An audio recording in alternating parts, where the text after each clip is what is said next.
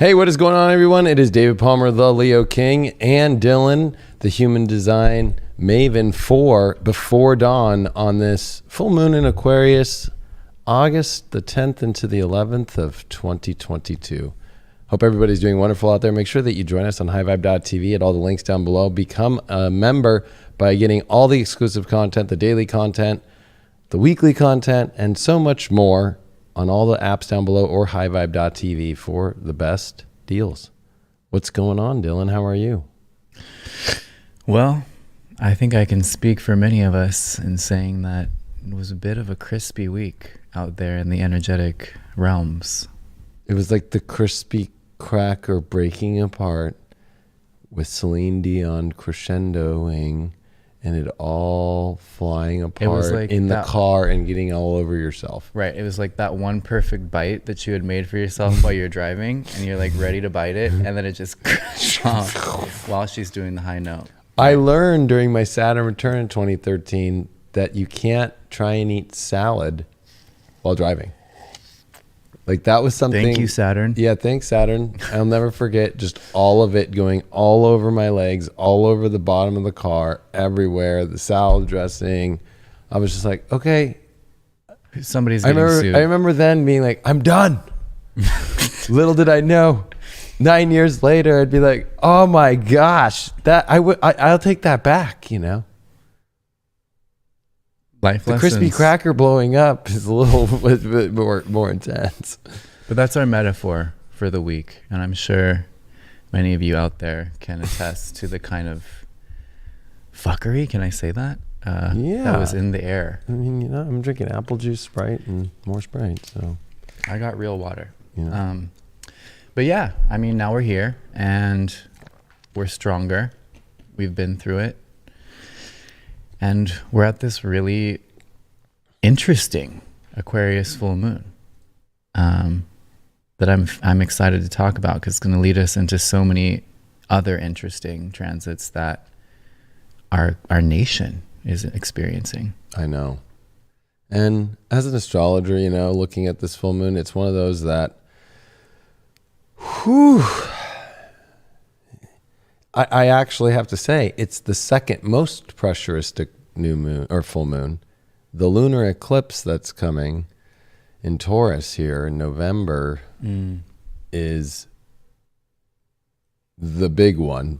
So this is like, I think you said it best before the show. You said like this full moon's coming in to be like, this is the way it is now. Yeah. There's like a little bit of that Aquarius, like Saturn snarky, like the gears are going this way. They're not going that way. Yeah. You know? Right. It's almost like this full moon is here to say if there was any confusion as if things were going to go back to, back to normal or whatever. No, I think this is kind of like the curtain drop on the old story. The first part of 2022 being kind of like these two acts of very distinct energy that kind of already feel a little bit obsolete. Like the stuff that we've been through up to this point in the year, it has been kind of like an entryway. I think you called it that. It was kind of like being in the lobby, basically. And this full moon to me is really the emotional breakthrough that is guiding us into this whole new paradigm as we lead up into 2027. We touched on so much about the mythology and kind of the forecasting of what our journey towards 2027 is going to look like. And one of the biggest pieces of that is the mutation of the solar plexus. And so this full moon is falling in gate 49 in the solar plexus, which is the actual codon in our genetic code, as well as the gate in human design that is going to basically shut off after 2027. We will lose the 49th gate post 2027 as the 55th gate fully comes online. And the 49 is super important to us as a species because it's a place of the establishment of the tribal bargain, the tribal bond. What are these rules and regulations and agreements and contracts that we have within society, within our tribe, within our family clan that basically keep things safe, that keep things peaceful, that keep things copacetic. Everyone has a kind of certain bond, a certain kind of agreement that they show up for in a certain way. You know, if you're the hunter in the tribe, you're always going to be hunting. If you're the farmer, you're always going to be farming. But if everyone plays their role within that infrastructure, everyone gets to survive, everyone gets to thrive. And these laws of the tribe are held together by spiritual and emotional bonds. And when I say emotional, it's not just the touchy-feely, you know, sentimental kind of emotions. It's everything that goes into the solar plexus, which involves everything that is pleasurable and distasteful and that we seek as an experience, that what makes us human. You know, it's this very wide spectrum of feeling, of sentiment, of sensation, of awareness. 49th gate is what allows us to be sensitive to one another and to basically form these bonds of sensitivity of your needs and my needs and bring them both into, you know, one, like a braid almost of an agreement. And it's like actually the channel of marriage. So it's really, like, yeah, this is like the foundation of all these agreements that say, okay, you're in my tribe. Well, stay within, you know, you're my wife, then you have to be within arm's length so I can touch you, because that way I know that you're mine. So there's a lot of stuff in the tribal bond that's around being able to touch one another, which is interesting because we have that whole distancing happening. But does that make the chart have a cognition of touch, or? Not necessarily, because obviously somebody could, you know, have an emotional gate or many emotional gates in their design, but not have Right. touch cognition. I mean, I have gate 49 as my north node, but I am, you know, open taste vision. But where I was going with all this is saying this full moon is kind of showing us the beginning of the breakdown of the tribal bargain. And this has a lot to do with money as well, because it's through this bargain of money, and you know, we need to have this mutual respect so that, you know, the money that I receive from you reinforces my value, which makes me want to show up to this job, which makes the company run well. Like all of these minute connections that we have over ownership, allegiance, alliance, value, and who we, you know, rub shoulders with and elbows with. This is kind of the beginning of the crack in the facade, I think. And this is also happening right on the natal moon of the United States as well. Yeah, and that's, I think, one of the weird parts. I mean, to stay out of the politics of it, but just like an observer, right? You could tell the country right now is kind of like where we really don't know where fully everybody's sitting. But one of the biggest events in our history has ever happened with Trump being, you know, his house having the FBI there, and then nobody showing up to say what's going on. So it's kind of the same energy where I think everybody's kind of feeling like, what's going on in my life, right? Like weird things are happening that have never happened before. I'm feeling things I've never felt before. And there is that kind of a feeling, especially with this full moon in Aquarius that is square Uranus and the nodes. So there's a lot of this, whether you want to call it, you know, karmic / it's more potent. It makes it more extreme. And so when you add all these elements together, it feels like, you know, even just as the sense of the world being Aquarius and all the interconnectivities of our global standpoint, you have the EU, and every country in the last week has just been, power shortages, winter, I don't know what we're going to do, you know, and so there's that all the way to what's going on in Taiwan. There's, you know, war stuff going on. Then you have America, where it's just like, I feel like America's kind of like Asleep, a toss up right now. Yeah. You don't know where it's going to go. You don't know what's going to happen next. And so that brings a lot of edge on people and their nervous systems, especially with Aquarius having that. And that's kind of hard to find that emotional detachment when Uranus is squaring it. So it's kind of like, no matter what you try to do to detach, there's that Taurus element and that North Node Uranus element, and that, like, how do you find our little, like, you know, moment through this, you know, because it's like almost detachment can make you feel too far away too. So it's a very hard one with the Sun and Leo too, right? We all want to find this happiness place, but it's kind of being squashed right now. Like, Yeah, this Leo season, sorry, but it does kind of feel like a washout this year. Like it's Right. that big, like, bushy, like full, sun energy that we're used to in this season is kind of being super interfered with, I feel like. Just like through this electric energy of Aquarius and the nodes and Uranus all kind of like cracking down on our normal capacity to just feel good and in the self and full of love of the self at this time, because we're so rapidly changing our definitions of self on so many different layers. And what the 49th gate really wants us to do, which is also where Saturn is right now, is to become emotionally aware. Any of the triggers, any of the trials and tribulations that come through the experiences of this gate really actually force us to face what needs to change and what old order we need to basically revolutionize. It's the gate of revolution. So we need to kind of break things down in order to try your thing again, because we just had to turn the Mac Mini back on. So try to connect and reconnect again. Yeah, I just saw that text.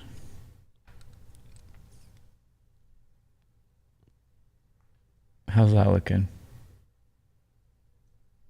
Boom. Ta-da. Ta-da. So here's our Aquarius full moon. And of course, as we've been learning on the show, let's get rid of this little thing.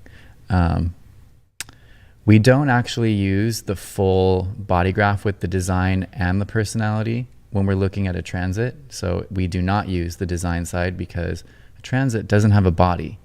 So of course, we don't take that into consideration. So we're just using the personality side here, just for you at-home human designers. And we can see that Earth and the moon are in gate 49, line 1, which is all about introspection. Any line 1 we're going to see is about looking within for the answers or finding somebody else with the answers, so we can get that secure foundation of details in place so that we can step up onto it and build the rest of the house. So in this moon and the 2 weeks following, as well as maybe the 6 months following until our next Aquarius new moon, we are building new emotional foundations on what cycles we need to end.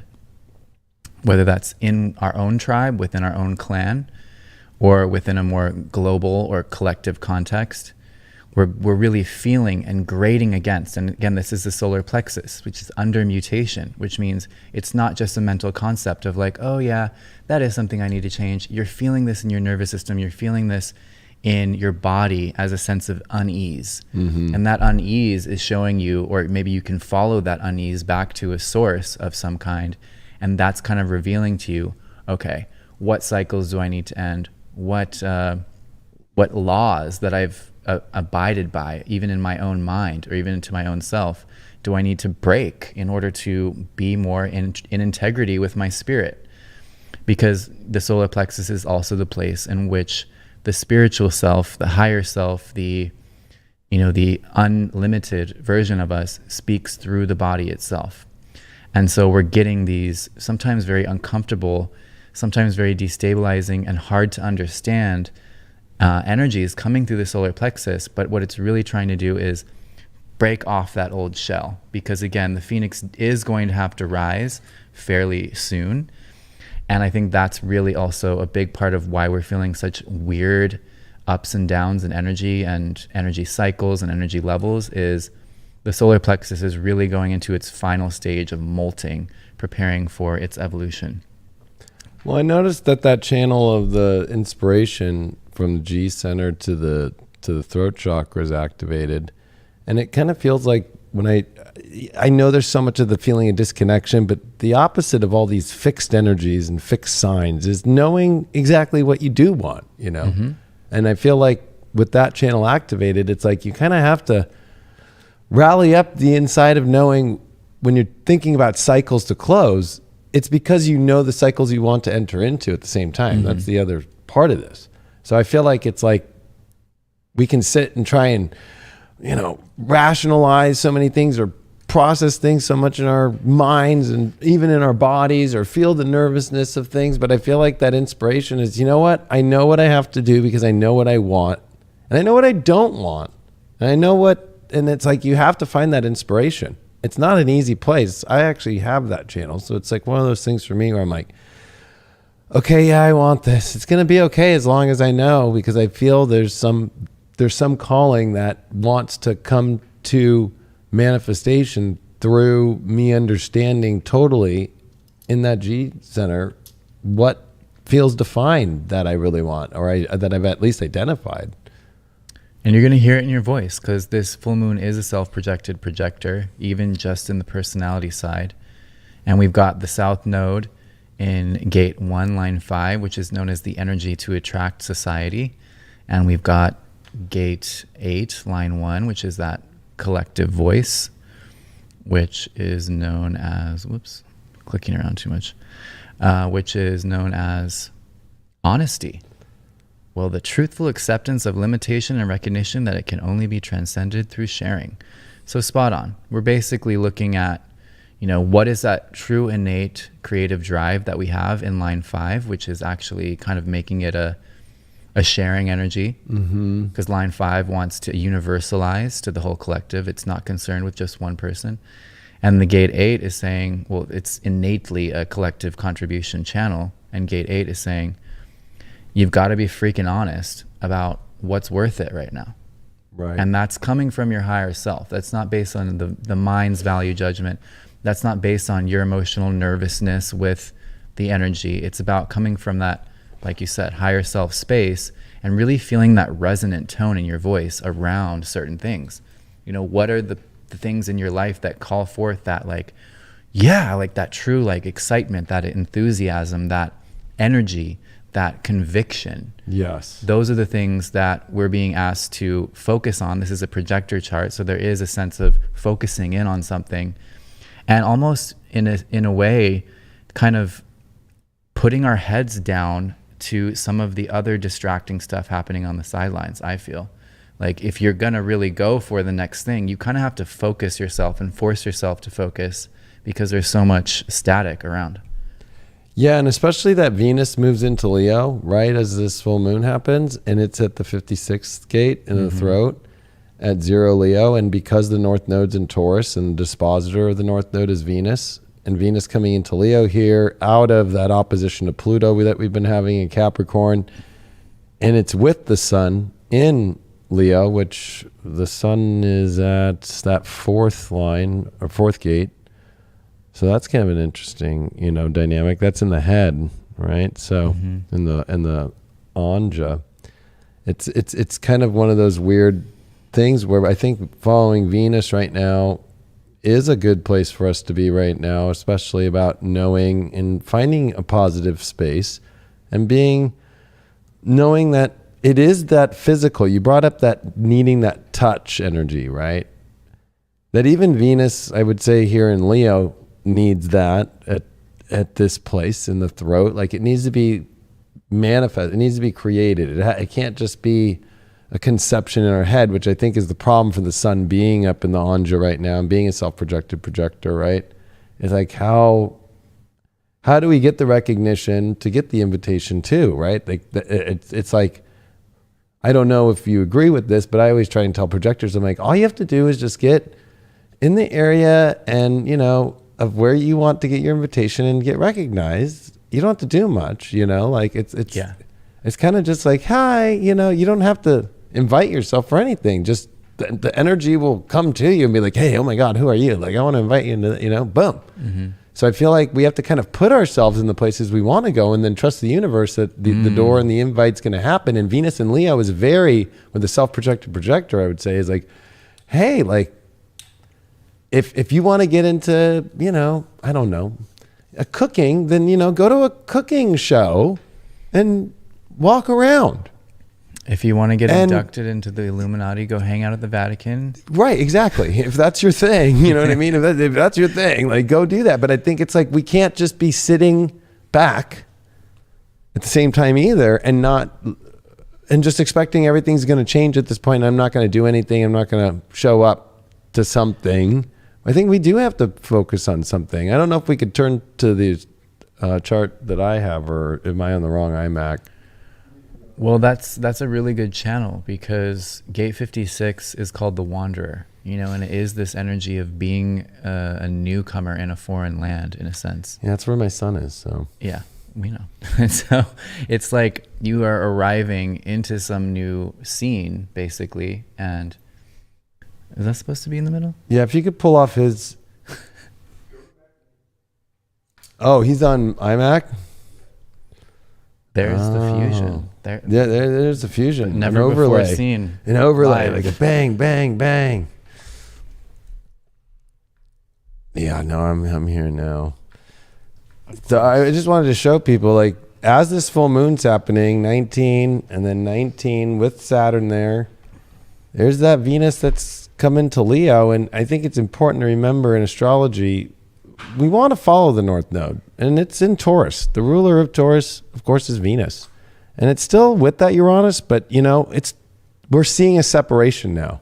They're going separate directions, even though Uranus is pretty much stationed. It's going to retrograde here in like about a week and a half. And what's crazy is with Venus now in Leo and that North Node being in Taurus, it does change the game. I think Venus in Cancer, you know, it's like we kind of soak in it a lot longer of what is that nourishment needed. And then when it opposed Pluto over this last week, while we've been having these other crazy transits, right?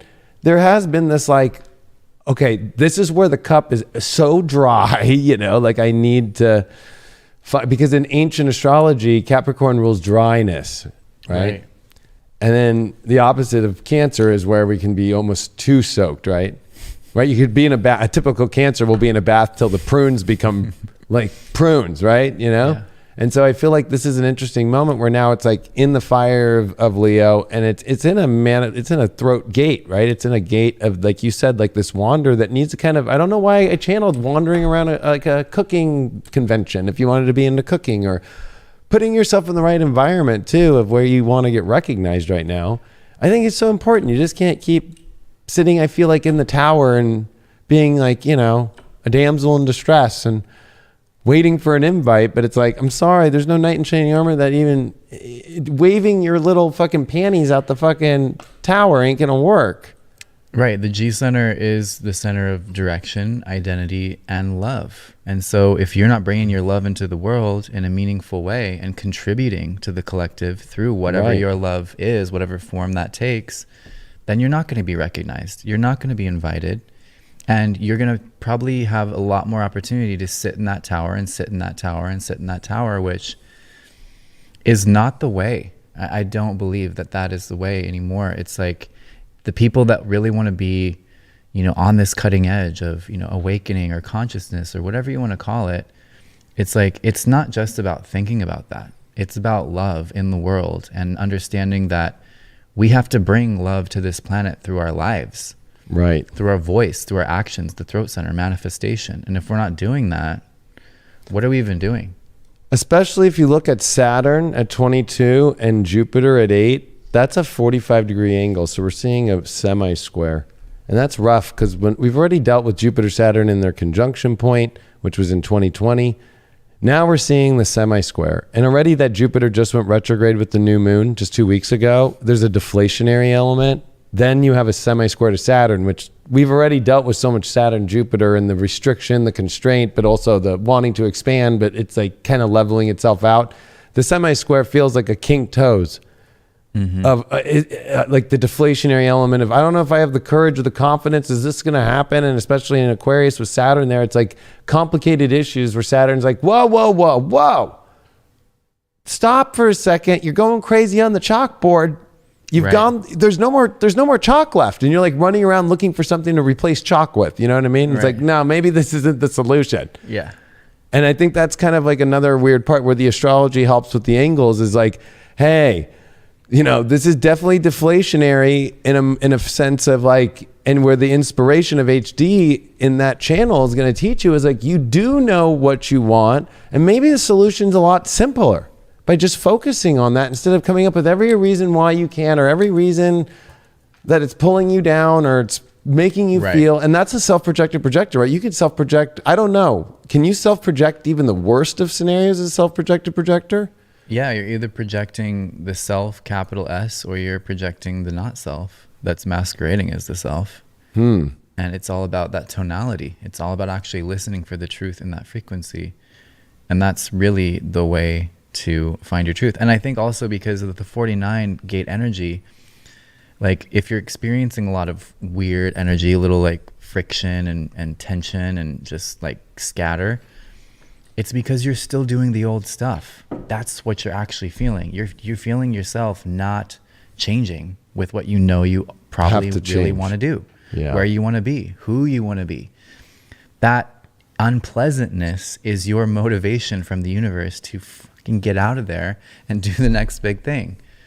And we need to be doing big stuff now. And that's been really interesting, like just in conversations with people that I'm close to. I've been noticing that people are really imagining and idealizing, not in a bad way, but people are thinking big. I've been noticing people thinking big, and I really like it.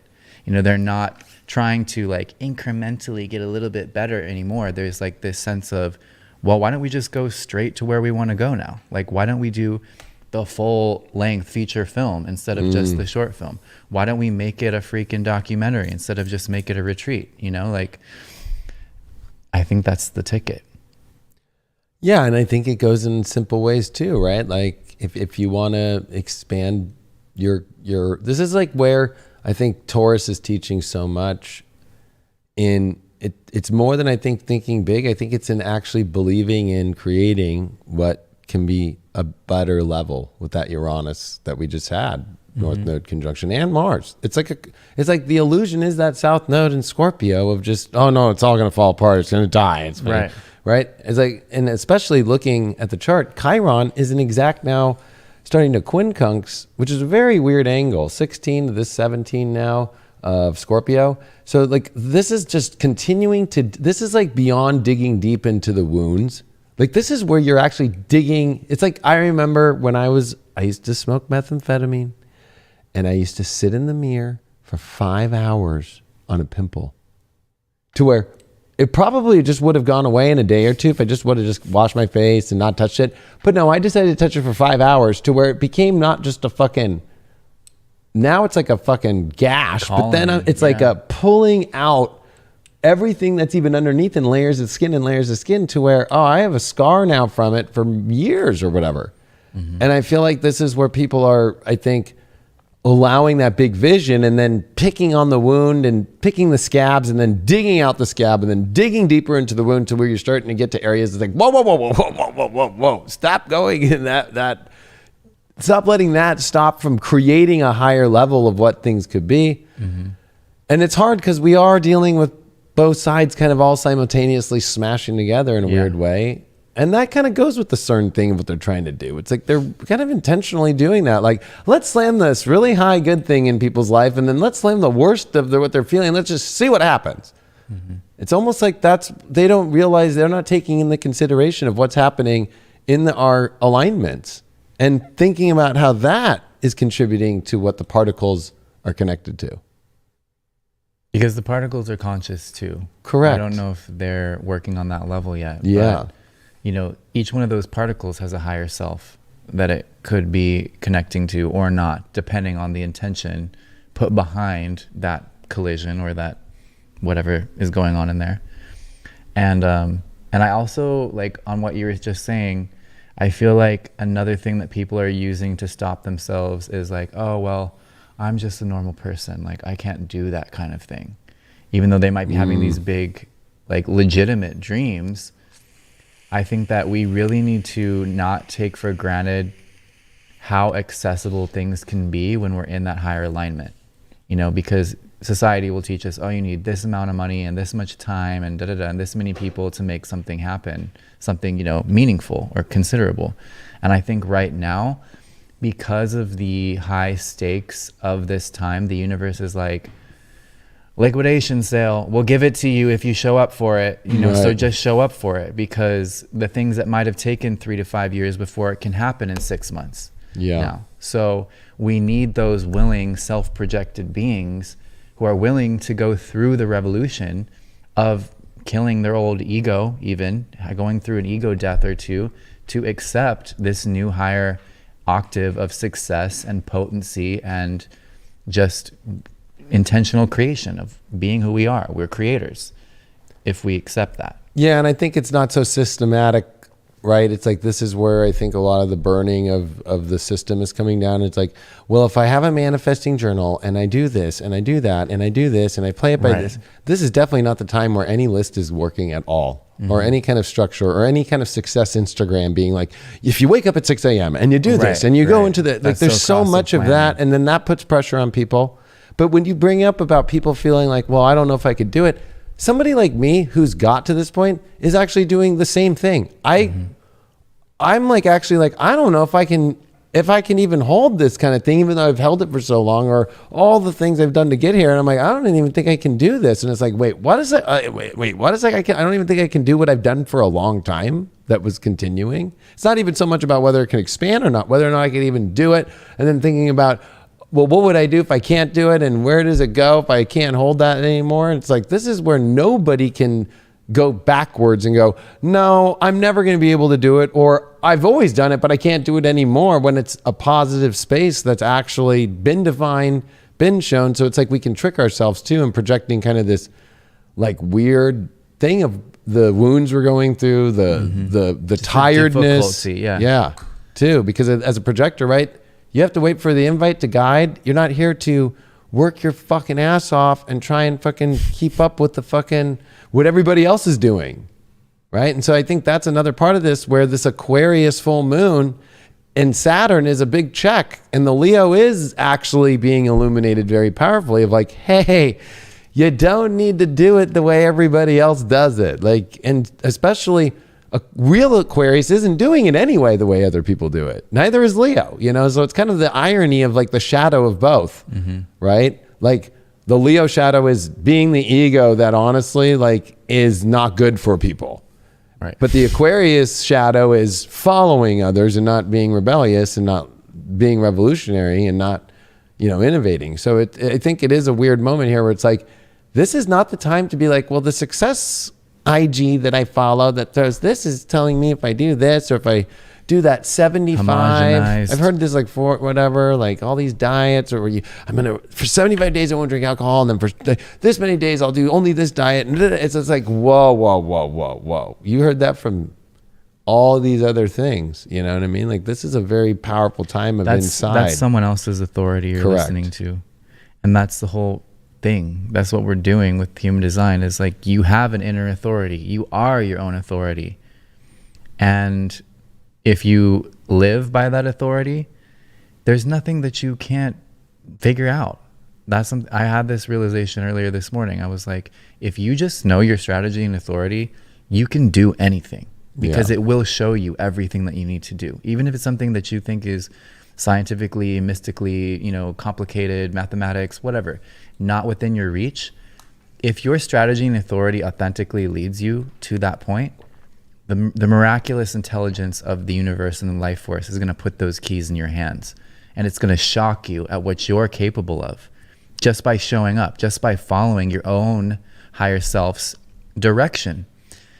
And I've been witnessing that with myself, things where I'm like trying it 1, 2, 3, 4, 5 times, and I'm like, oh, I probably can't do this. And then I just keep doing it, and it works. Like, it just works. It's just like, it's almost like a video game where you're just like, it doesn't seem like anything's happening, and then bling, it's like, boom, there's magic. I think that's also a part of this axis with Leo and Aquarius too. It's like, there's like a magic there that can kind of just burst out of the momentum you already have, in a sense. Yeah, and I would say a lot of that magic is, I mean, this Neptune Pisces that's retrograde has kind of got this weird little bracing break period, because if you think about it, it's in its home sign, but Saturn's on its way into Pisces in 2023, right? Jupiter's going to come back in and kind of give it its last boost before it has to deal with Saturn's world, right? I don't think people are even remembering that, or even knowing that it's like, hello, Saturn's about to come into Pisces, you know, like with Neptune there. So we're getting the total opposites. So Jupiter, Saturn are very influential of the last 3 years, right? 2020, 2021, and here 2022, and then even into 2023, of being for the fact that that magic right now is a very pure state, or what the intuition is really guiding us to is very strong. And it is kind of one of our great outs right now. And I think that that's because of where Saturn's coming. It's going to be like, Oh, you didn't follow your intuition? Oh, ho, ho, ho, ho. Boom. You know what I mean? Like, it's not going to be as easy to do the magic the longer we go up this, especially the cross of planning that we covered about last week, because they'll just be kind of stuck in the plans that were for something else that are dying anyway. So like, this is where more than ever, I think you have to believe in the magic, especially with Leo and Pisces. Those are two signs that really do believe in the magic. They don't question it. They believe in the magic kingdoms. They believe in the ethereal, godly kingdoms. They believe in the highest of them all. And so I think that this is a confrontation, a dealing with about a very deep subconscious element of the system, the programming, the tribal programming, the programming that we're seeing in our own circles, to especially the media circles and all around us that have been created in this world. And I think that, you know, getting through that illusion to find the truth is scary for a lot, because what, you know, I know there's people out there when we talk about that GMI that's scary, but to me, when I look at some down of the other weird stuff that's going on that we haven't even talked about on the show yet, there's way scarier, weirder stuff of what we've been programmed to think is, and underneath whatever that is totally not even close yet to what people are ready for. Yeah. Whether it's the food we're eating, whether it's, I mean, you know what I mean? Like, what is that really meat? Is that even really, even in the vegan foods, like these natural flavors? Because human is not animal, like weird shit like that. And how they've been pushing cannibalism. They've been pushing these weird things. And it's like, you start really kind of like going deeper down this hole, and it's like, maybe I should choose my magic now. Maybe I should exit this system right now, because it's going and pulling you more and more. And especially people are part of that system that are in your circle that are vibrating on a frequency that's not on your frequency. This is where the magic is. You know, people come into our lives for a reason, they leave for a reason. And that's simple as that. It's like, okay. A lot of people come into our lives because we have the same parasites as them, and they're actually grouping us together to enhance their harvesting operation and cause, you know, miasmic connections and relationships that just create more negative energy that can be siphoned off of us. And so you kind of have to have both a deeper belief in the magic and a deeper trust in that inner intuition that is perhaps guiding you in a direction that is scaring your ego on a deep level. And you also have to be very vigilant and very discerning to see who swipes into your life and steals your energy right before you're about to make that big leap. Who are the people that you might even, you know, it's not saying they're bad people, but like, what are the energies that interfere with your clarity right as you get to the precipice of a breakthrough? That needs to be, you know, identified, because it's not like you have to cut these people off or anything, but you do need to guard your process long enough that you're not being drained before you can do your magic. That's, I think, the golden nugget right there, especially with this full moon with Saturn in Aquarius, which I hate to say is like the devil card in tarot, you know, whether it was in any sign, right? But it is in its home sign of Aquarius. It is Saturn. Saturn is Satan. It is the devil card in tarot. And so this is a huge spiritual war going on. It's not the battle. It's not one of the many battles. It's become a war. It's not a joke anymore, you know? And so that's kind of the scary part. I think that, you know, we're lucky. I think that over these last couple of weeks, North Node Uranus teaches us some really crazy lessons. But now that they've separated, I think after this full moon is like, there is no more fucking up. There's no more fucking up. And if you look at the astrology and the human design forward, there is no more fucking up. There's no space for it.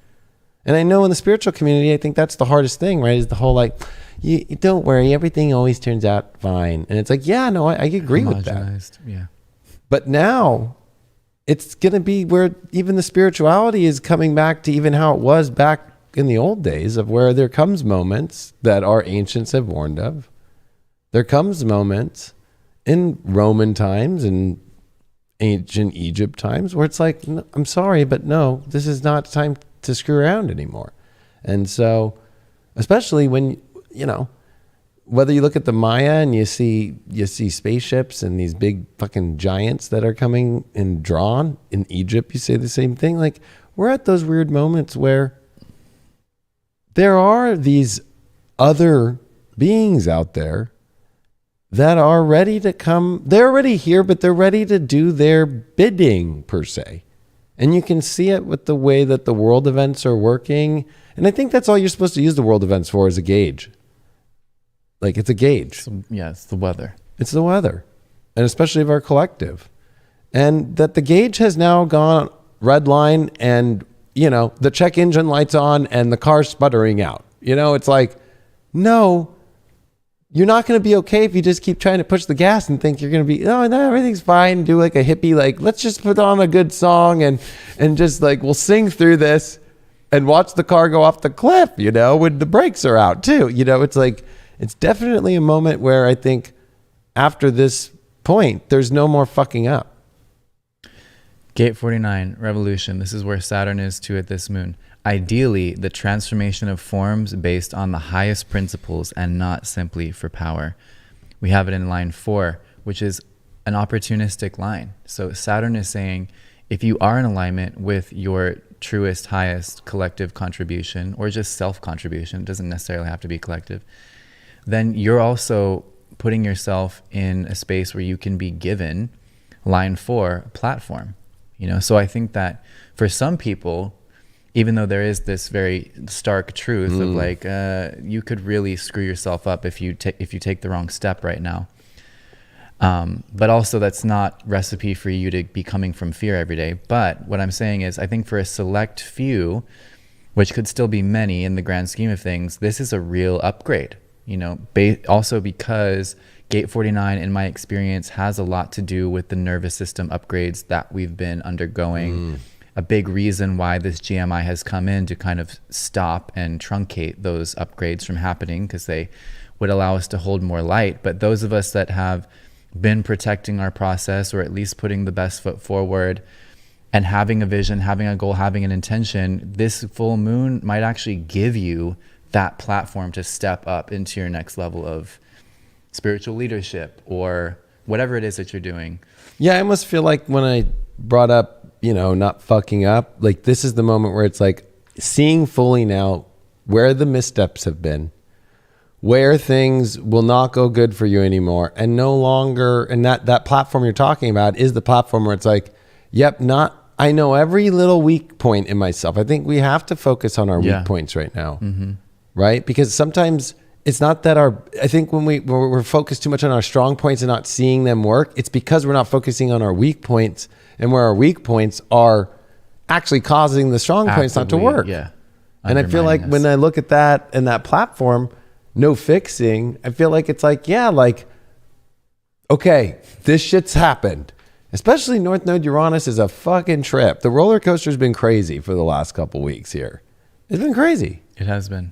And it's been felt subtle in points, but then really, like, it's always kind of the aftermath of the shocking factor. And I think that's what this full moon too is the last like big shock here before.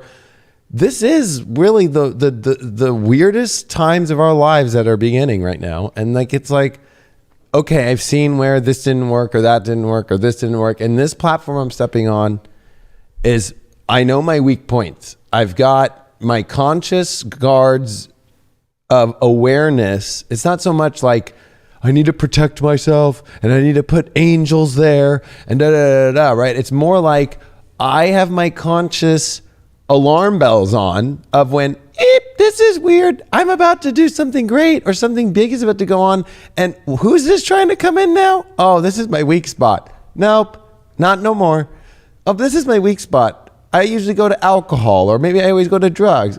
No. Right. It's like, these are the things that are going to be like now, like you have to go boop, boop, boop, boop. Like you got to have it installed, the alarm bell, and you have to have it where it's not got a snooze button either. Like, I didn't hear that. Beep.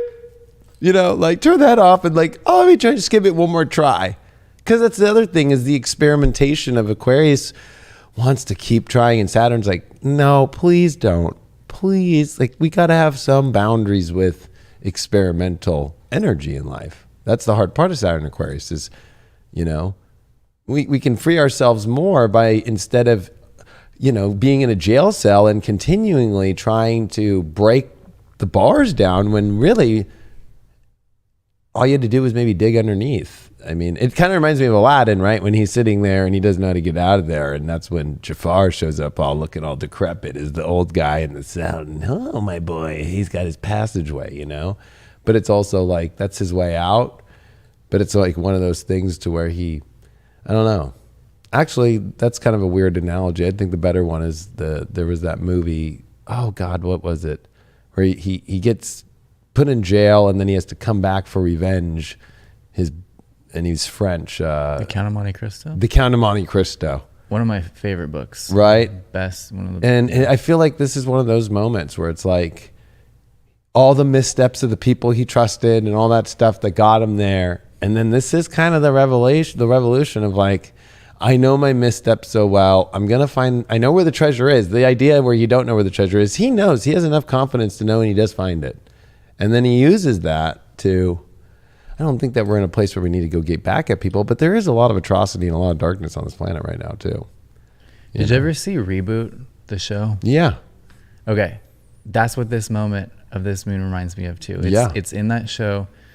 They used to have this thing. It was like the main part of the show. Thought of that and there would be like, warning, incoming game. Yeah. And this giant purple cube would like descend upon a portion of the city. And if you were stuck within that cube when it descended, you had to play the game.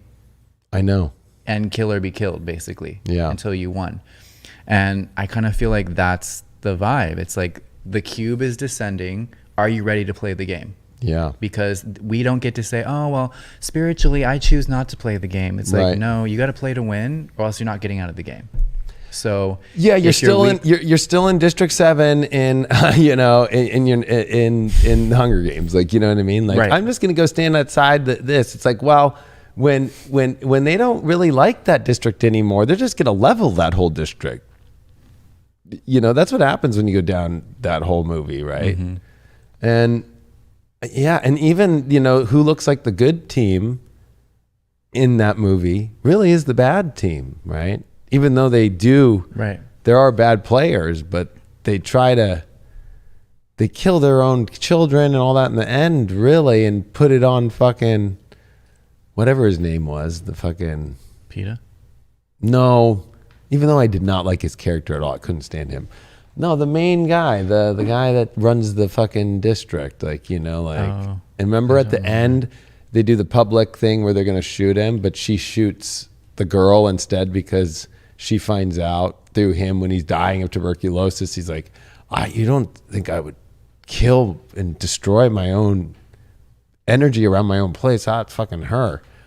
And it's true though. That's what she did to make it, like, you know, to win the war or whatever. But like, that's fucked up, right? So she shoots that, and there's this weird public kind of thing that's gonna pop up. I think we're looking a little bit more in the future here, but that is what's weird about a full moon in Aquarius too, about looking into the future, about what stuff is going on right now.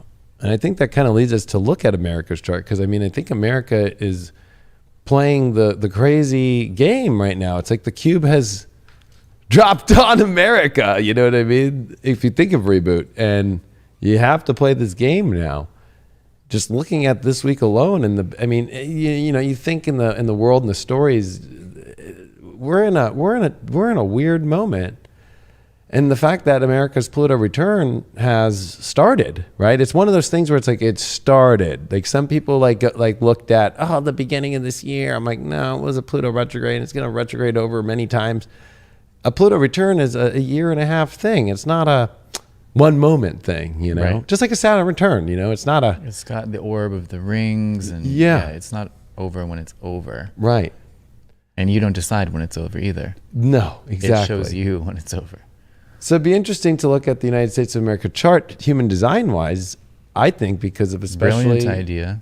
Which actually, like especially now, and when we looked at this just like an hour and a half ago, I was like, oh my gosh. So guide us to our human design American chart. Okay, so, what we're doing today, disclaimer, it's theoretical in nature, because when we think of the country of the United States, in a way it does have a body. It doesn't have a human body. It doesn't necessarily have a 9-centered body, Right. but it does have a physicality. And when I first pulled up this chart today, the way that I always read is like, oh no, only do the personality side, like I just showed you guys. But for a country, I feel like it's valid to actually bring the body side into it and the design side. I mean, we all have Because usually a dollar in our pocket that says United States of America, or we have something in our life that we physically have that says United States of America. If you're an American, or if you're in another country, you have something that says your country on it. USA, we all have a passport. So we do have a physicality to all this. And It's there's a imbued physicality within us. embedded by the Masons in the cornerstones of this country. So they actually gridded this country. Where are those? The Capitol building is where Washington did his. That's the biggest one. So at the Capitol building, Washington laid the foundation of Washington, D.C. right after the war and after the Constitution was done at the end of the 1700s. But the document itself, the Declaration of Independence, was especially in an old way, right? Like quill, ink, pen. That was not like paper we see today. That was like real fucking wood. Right. Papyrus. And they made copies of it, but they literally signed it, stamped it, and finished it in Philadelphia, at sunset when the last signature was done. And they all met in that room, and there was an embodiment of we're all individually and for a collective embodying an independence from a king that's Tyrannical. 3,000 miles away. You know what I mean? So here we have it. The chart of the United States of America, the human design chart. Somebody put social security numbers. That came later though, but yeah. Oh, I was like, what? That was actually banned by the Supreme Court, and then it got FDR came in and then packed the court and got that to pass. Yay. So anyway, chart of the United States. Oh, yeah, you might have to reconnect. What? You might have to reconnect. I mean, I can for sure. Warning, incoming connection. I could show it on mine real quick, just like the actual astrology real quick, just so people could see. And how kind of crazy some of these times are, especially like if we kind of, if we do right now, the full moon that's coming here, and I can move it to the hours. It's happening here about 6 a.m. Right? So it's kind of interesting to see here. Oh yeah, hold on, I went too far. 19.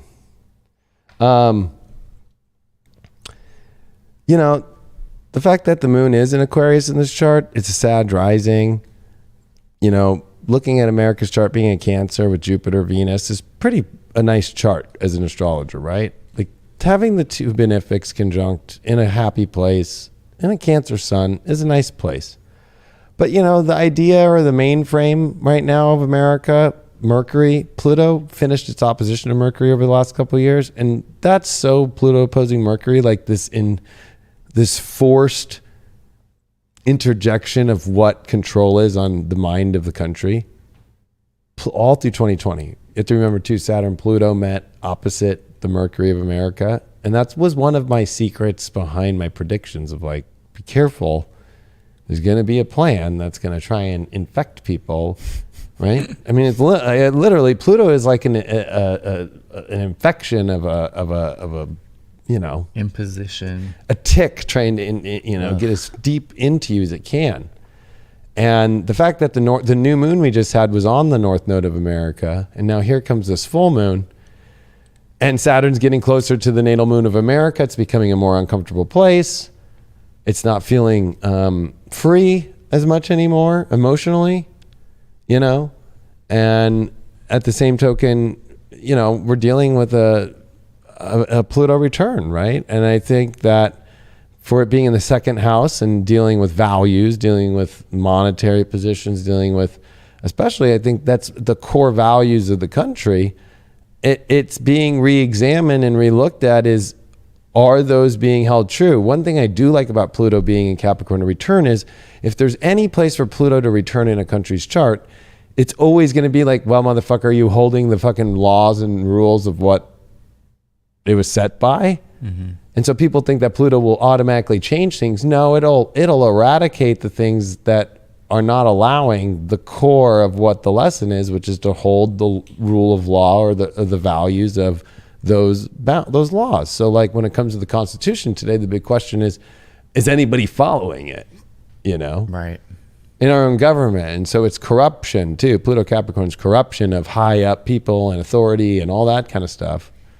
And about taking away the values of the people. The South Node in Aquarius in the second house, the moon that's now under siege right now in Aquarius. This is really where people, I think, have to wake up. Like the people of the country are under siege by the government and by actually exterior forces too. Because there is that weird thing where, you know, if we look at the thing in Ukraine right now, we look at what's happening with China and the Taiwan situation, we look all around, it's kind of like, what's going on? We're not usually like this. We're very protective. And I'm sure you could show in the human design now, a fucking manifester, a splenic manifester that's fucking not going to fucking like take the hits, I guess you could say. Right. Well, let's think about a manifestor's design. A manifestor is somebody usually who has the dense and repelling aura. So that means that, in a sense, that's what gives manifestors their impact, is that their aura is actually pushing energy out. For contrast, we have the generator who's absorbing, pulling life towards it, enveloping life. Now the manifestor is pushing out, and that's how they move energy. They're really like the bowling ball, and the rest of us are the bowling pins. So when we think of our presence and our essence as a country as like this impactful, dense, repelling force, not only that we have our personality sun in gate 39, which is the gate of provocation. We're innately provoking, we're innately provocative to whomever we're dealing with. And what are we provoking? Gate 55, which is the mutation that we're about to step into, we're like going through right now. And it's also the gate of abundance. So it's a gate of fickleness. Gate 55 is like, oh, 1 week, you know, I want to get married on an island in Thailand, and the next week, never mind, I just want to go to New York and live in a penthouse. And it's about this ever-changing, like ever-surging search for what makes us feel full. And that's such a huge part of the American dream, I feel, is the 39 provoking the 55 of like, what is it that's going to make us feel full of our spirit? And that definition is rapidly changing. But anyway, splenic manifestor 4-6. So the 4-6 is this opportunistic role model. So our country being somebody who is basically trying to show off through gate 21, control of resources, and gate 48,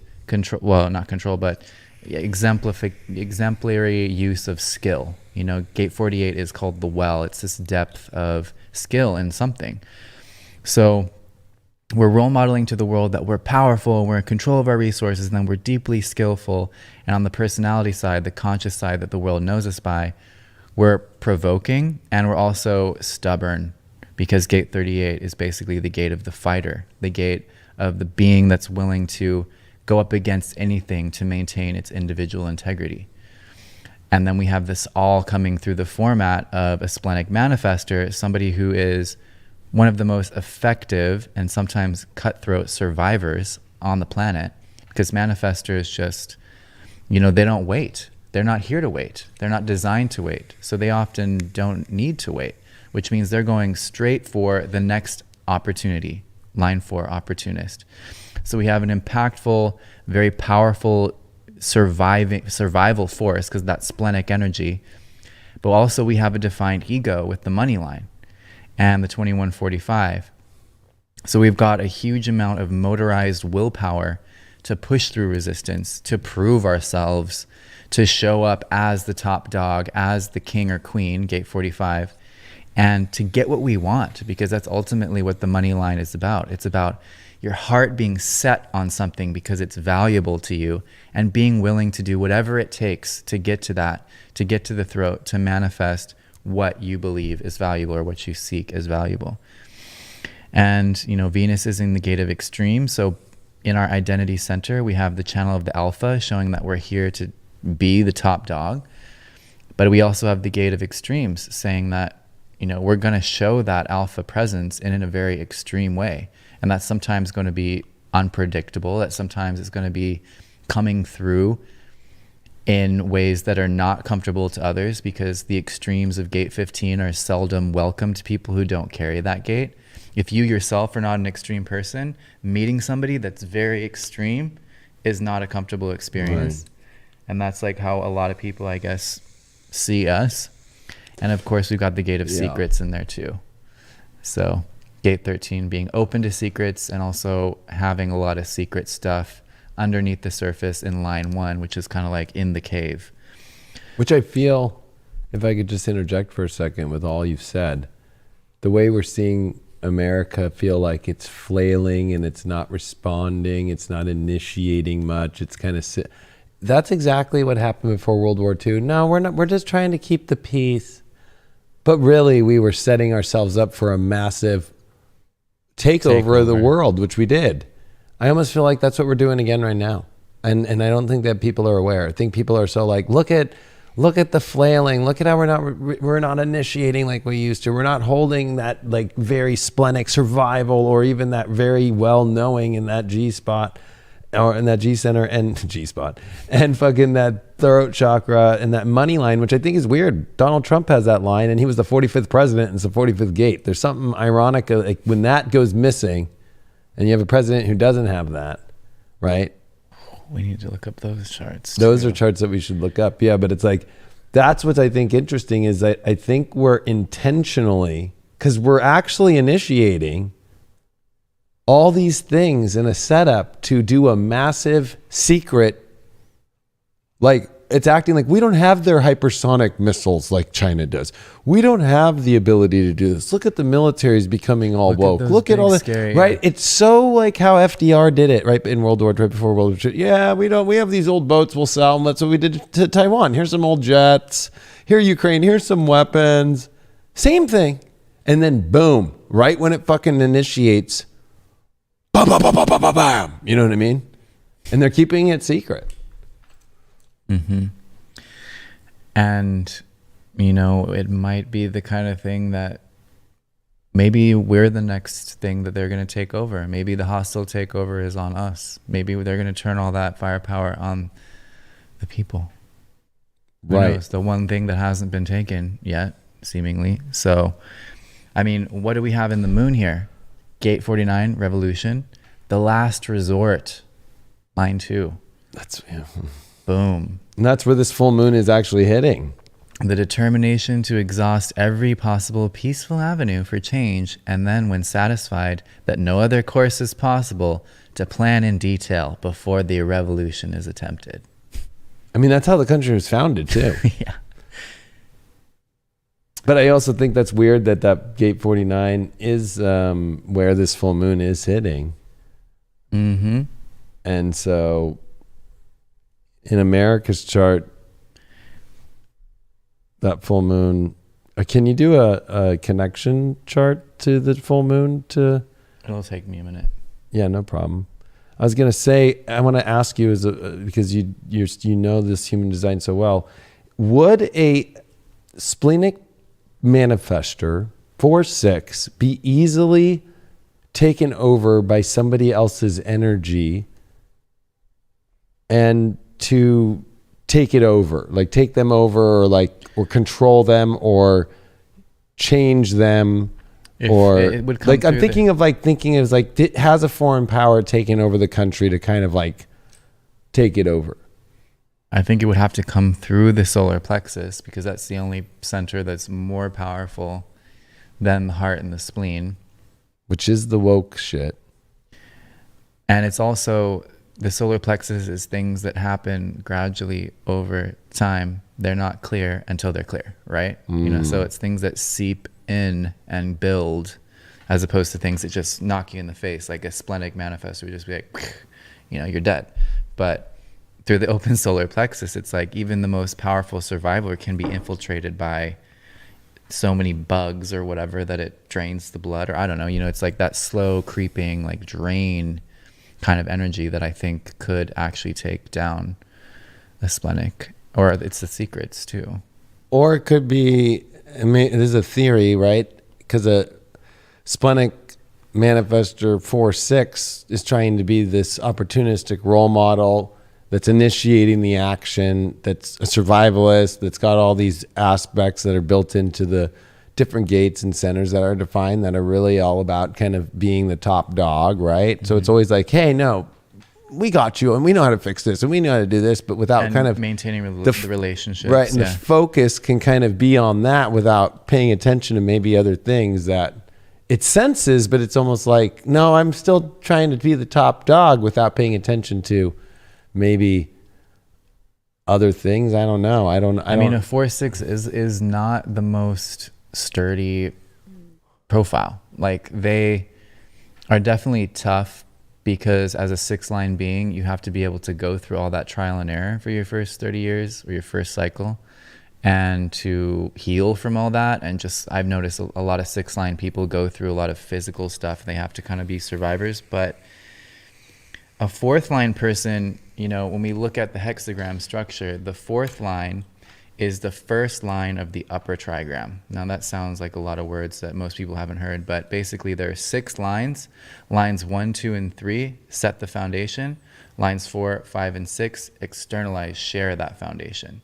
So for a 4th line person, for a 4-6, I should say, they only have the top floor of the 2nd floor, or, you know, basically the floor, the first floor of the 2nd structure and the top of the roof. So if the foundation's rotten, which there is no root defined in that chart, right? Either. If there's bad relationships that are, because that's what a 4th line person builds their foundation on. It's all about their relationships and their network. So if there is a seedy element within the relationships, that's where the collapse happens. And that's where a lot of 4th line beings can get off track. They can be very altruistic, very giving, very concerned with the other. But if they give their energy to someone who is not going where they're going, then they can get pulled down a track that's really ugly for them. And it's not even really their fault. You know, it's not because they were doing something wrong per se. It's because of bad association. So, and what's the difference between having the 6 as the unconscious line, right, opposed to if it was in the front? Well, the 3 and the 6 are always going to be about mutation. So it depends, you know, is it your mind, is it conscious that's mutating over your life process, or is it your body? And that's obviously a very different trip, because if you have a body that's mutating, you know, it's said by Ra that the 6-line body are the people that die young the most, because they're trying, their biology is attempting to become something that's never been before. And that's a high failure rate, honestly, endeavor. Right. But if you have it on the conscious side, it's like that you're actually changing the mind and just how you think, or the kind of thoughts that you know, come forth with, or how you see life is what's transforming. So, and then I have another question about all this, which is, because 6 lines are very deeply karmically connected to, we know, the Saturn return, right? But also the Chiron return. And if we look at America's chart, it has Chiron in Aries, and that Chiron return is about to show up. Oh. As it comes into next year. So not only is it a Pluto return coming, but it is a Chiron return. And if it's a 6-line, a Chiron return would be another cycle from moving on the roof to, what is it? When you move off the roof, you go to on the, or? Well, yeah, when you're done with the roof, you come back down into the 3rd line world. You're just supposed to be stronger by that point. So that to be able to withstand, to be back in that 3rd line, but to be like, well, I'm the role model now. So I'm like Neo. I can walk through the freaking bullet storm and not get killed. But if you haven't been doing the right process on your roof time, and you haven't been preparing to be that role model that re-enters, which is what I've seen a lot of, unfortunately, role model people who are going into their Chiron return, they don't prepare because they didn't know. And then when they get foisted off that roof that's super comfortable and nice and peaceful, they're like the most lost they've ever been, you know, at 50. Which 51. Chiron and Aries would definitely be in the chart of America.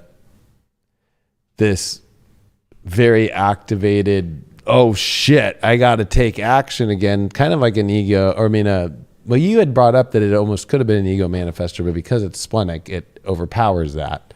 Right. So there is that survival, Aries, got it. It's almost like America might come into, like I'm kind of sensing of this, it might look this way, but America's going to do this whole fucking last stand, as you even said, like last resort. And also with Chiron return coming up, there is that 6-line feature of it getting thrown back down off the roof. And if you think of the last 20, like 2 years, something like that, the roof is, right? It's about 21 years.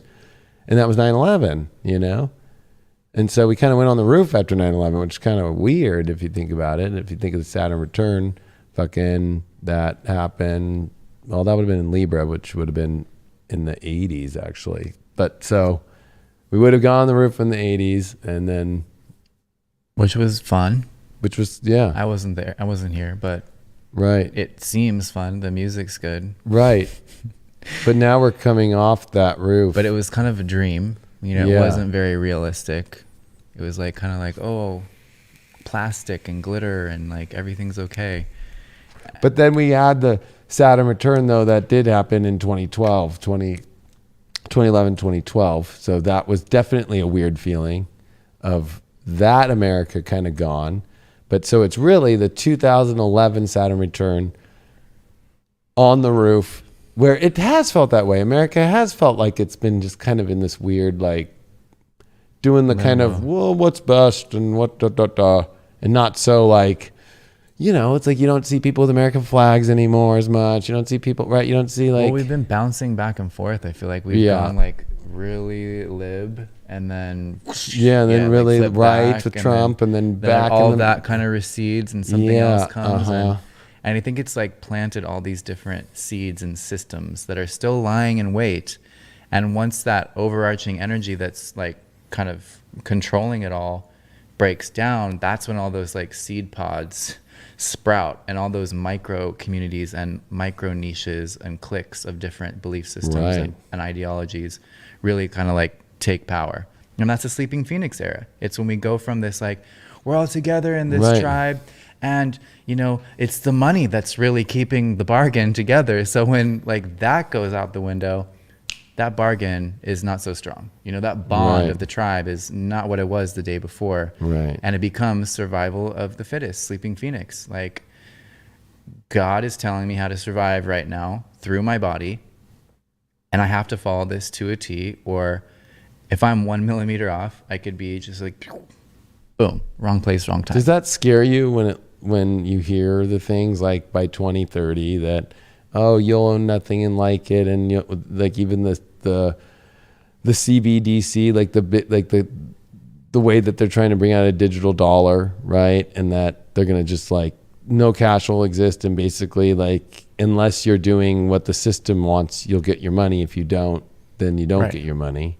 It's like what we were saying about them trying to artificially extend the cost of planning. Right. And keep the bargain going, but in this more like insidiously overpowering way.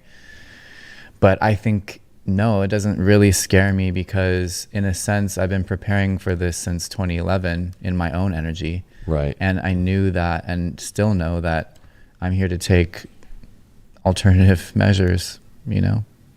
Right. So I think, is there a way... I know there's a way, but like if we could look at the full moon for America's chart, and then if we could run a Chiron return chart, the most current one that's approaching for the chart in HD, because there was something you brought up earlier too as you're looking that up, which is that it doesn't have a defined sacral. And there is that American like workhorse, like without it having, you know, some people work till they're just dead in America. And that's what happens. Right. When you have an open sacral and you try to work. Right. And then without using especially that splenic thing, like this isn't really going to make me feel good or survive. Like maybe I should probably pull out. There are people in America that do realize that a lot, and then they start their own businesses and stuff, which actually, if you think of America, and if it is a manifester, it is kind of like, hey, go initiate the life that you want. It's when you don't that you don't get shit in America. Right. But be your own alpha. Right. Go after for what you really want. Use your skills and survive. 5720 pure intuition. But yeah, so here we have the full moon United States composite chart. And we can't separate out the body on this one. Still, evolving through the functionality here. But we can see some interesting things, mainly that this transit is giving us emotional definition. So we go from being the splenic manifester to the emotional manifester, a being that has no clarity in the now. That's that 1-3 we can't do because we're not really using the 3. So we kind of like this column, for those of you watching at home, we're not factoring this in fully. We're only looking at the black side. Right? Yeah. And then in the center one, we're only looking at the red ones, right? And well, in the center, I'll just walk everyone through that one because it can get kind of complex there with all the different colors. But basically, we can see that because Neptune is in the 36, and that's making electromagnetic with the United States 35, which is the Jupiter placement. We've got this whole channel of it's the Jack and Jill of all trades. It's called the channel of transitoriness. So basically, it's just the channel that initiates new experiences for experience's sake. But we've got Neptune there connecting to Jupiter. So the crisis that we are experiencing at this time is veiled in some way. We don't understand the true nature of the crisis that is launching our experiences. That's just how Neptune works. We can't see it. Even the people that feel like they see it don't actually see the macro. But it is interesting to note that what is launching our experiential way right now is an interplay between transiting Neptune, the United States' natal Jupiter, and then also we have, well, the 30 doesn't really count, so we're not going to count that bottom one because it's coming from the unconscious of the full moon. So either way, we still have the 41 strongly in play from the US's South Node. And yeah, that's just kind of like what gives the US its push for seeking out the future and seeking out new experiences. But a lot of times experiences that cause us to lose something or drain something. Wow. And the fact that we're emotionally defined now with Neptune, it's like already the solar plexus is kind of Neptunian because it's never fully clear. Even when you have that sense of emotional clarity, if this is your authority, you're still only at 90%. Like the solar plexus isn't capable of 100% clarity. So there's something to be said about how we're just not clear right now. Even if we feel like we're driving towards something as a nation, I'm not talking about us as individuals, but we're driving towards something as a nation. Maybe on the mainstream, people are like, oh yeah, electric vehicles, climate betterment, more freaking stimulus checks, whatever the case may be. Armed literal IRS agents, 87,000 new ones with guns. Just got released today that in the bill they're going to be armed and have to be willing to go into harm's way. For the new bill that they're just passing the Senate. Tax collection? Yeah, correct. Armed. Well, that sounds like the recipe for like a civil war. I know. So keep those guns, everybody. The other thing too is, do not give those up. What's interesting is the Neptune in America's chart is at 22 Virgo, and Neptune's retrograding back to 22 Pisces. So we're dealing with a Neptune opposition at the same time as a Pluto return and the upcoming Chiron return on its beginnings, and a Mars retrograde in Gemini, which Mars is in Gemini in America's chart that it will retrograde over. And the last time that Mars retrograded fully through Gemini was in 1943, November, through January of 1944, which was the peak of World War II. The last time there was a full Mars retrograde in Gemini, not in Cancer or not back into Taurus, like fully. Mm-hmm. And this one actually goes over the Mars in Gemini. And is that the 7th house for the U.S.? Yeah. Hmm. And that's really when America really ramped up the war. So, because Pearl Harbor happened in 41 with that Mars retrograde and it coming direct. And it was kind of like, okay, we got attacked, but it took us a while to really start, getting the draft done through 42 and start, going to the Pacific first, because that's where we got hit. But then it was like our allies needed help in Europe. So it was like, okay, we need to go build a coalition with the Brits. And then that's when finally Stalin and Russia were like, or the USSR were like, hey, okay, fucking Germany's starting to fuck with us, right? Italy, Mussolini, like Hitler saves him, right? And that's where it gets fucking to a clusterfuck of two different sides of the planet that we're trying to deal with. And if you look at this astrology and then you think of where we're at, I don't know how better else to say it's coming to war. I mean, it sounds scary, but I mean, this is the last time Mars retrograded in Gemini through the whole sign was in the middle of World War II, and Mars is in Gemini, and you also have Saturn on America's moon. This is going to be an uncomfortable next couple year, rest of this year. Really it's going to get really uncomfortable with the Pluto return time, with Saturn on the moon of America as it's leaving Aquarius coming into Pisces, and a Pluto return and a Mars retrograde. That hasn't happened since 1943 into 44. I mean, it's the recipe for all those kind of things.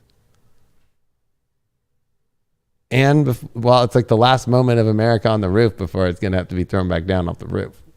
Right. And that's where I think this kind of Neptunian quality of it being a emotional transit is we haven't actually been preparing for the right thing. We've been preparing for a continuation of our roof identity. Right. And we're about to be thrown on our face. Which, interesting. I fell off a roof once. I'm sure you have. 2011 is when the transformation from television to YouTube began.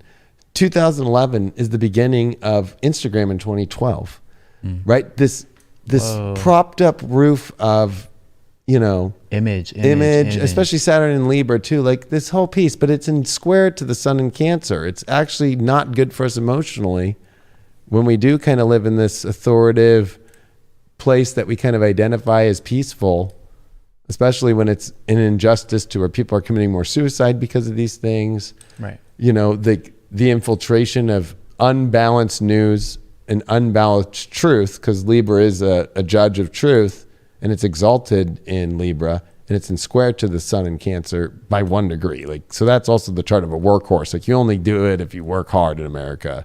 So the idea that you can turn America into a place where everybody gets free money and everybody gets Social Security for the rest of your life will never happen in this chart, ever. So it's that's where, if you think of us being on this last roof, it is this kind of weird social dynamic, kind of weird injustice that's not the injustices we see that they talk about, but the injustices that are happening on a deeper emotional level that are really unfair to people by actually them not even realizing it. It's almost with Neptune opposing Neptune right now in the natal chart of America. Can we show that, Brian, real quick? Because I think that's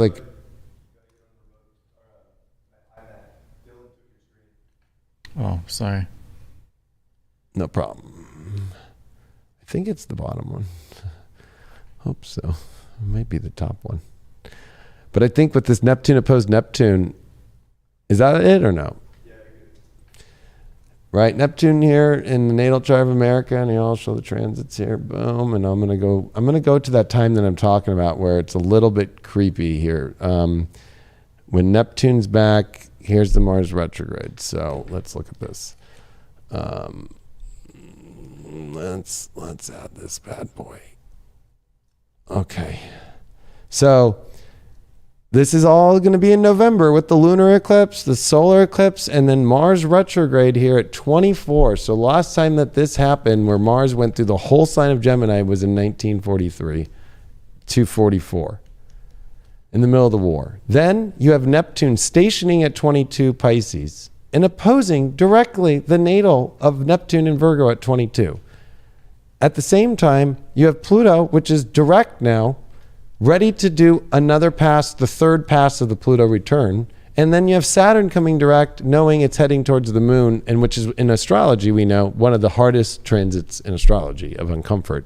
One of the hardest transits in astrology. One of the most delusional, especially, I think, Neptune and Pisces, formed to a Neptune opposition in Virgo, is kind of like changing the reality without maintaining any reality at all. Like there has to be a balance. Like it's like, okay, well, let's dream a little bit, but let's also remember there's a reality too. Mm-hmm.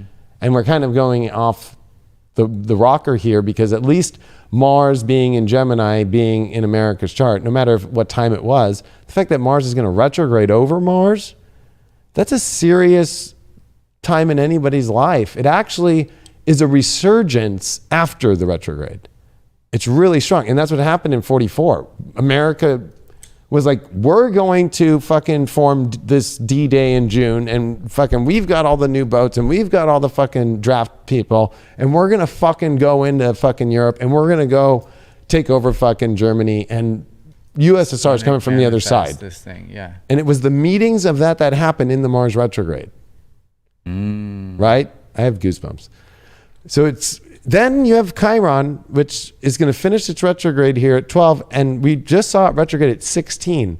So as we're coming into November and into the beginning of 2023, you have a Chiron return, you have the Neptune opposition finishing, you have Saturn all over this moon, and you have the Pluto return happening, and then coming into Aquarius, where the Revolutionary War literally started. And you have World War II aspects as well, and Uranus and Taurus with the North Node. This is where Hitler went crazy and started invading Poland, and what in that transit that we're having. And then here's the on the roof moment of the Saturn return in 2021 or 2011. That's coming to its kind of weird close, because it's always the transit after in a sixth line, which is a Chiron return. Mm-hmm. And then Mars stations at 8 degrees of Gemini on January 8th of 23, right on the Uranus of America.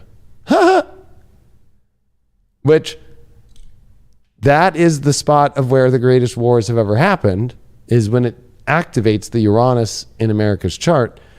The other thing I got to say about that is Joe Biden's Saturn sits at 9 Gemini.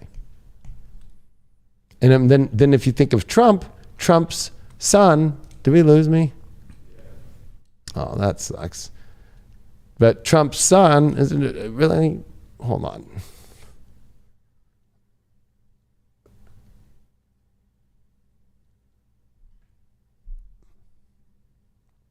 You have Trump's sun and North Node that are going to be hit by this Mars retrograde exactly. Right? So you have both presidents, the Mars retrograde is hitting both of them.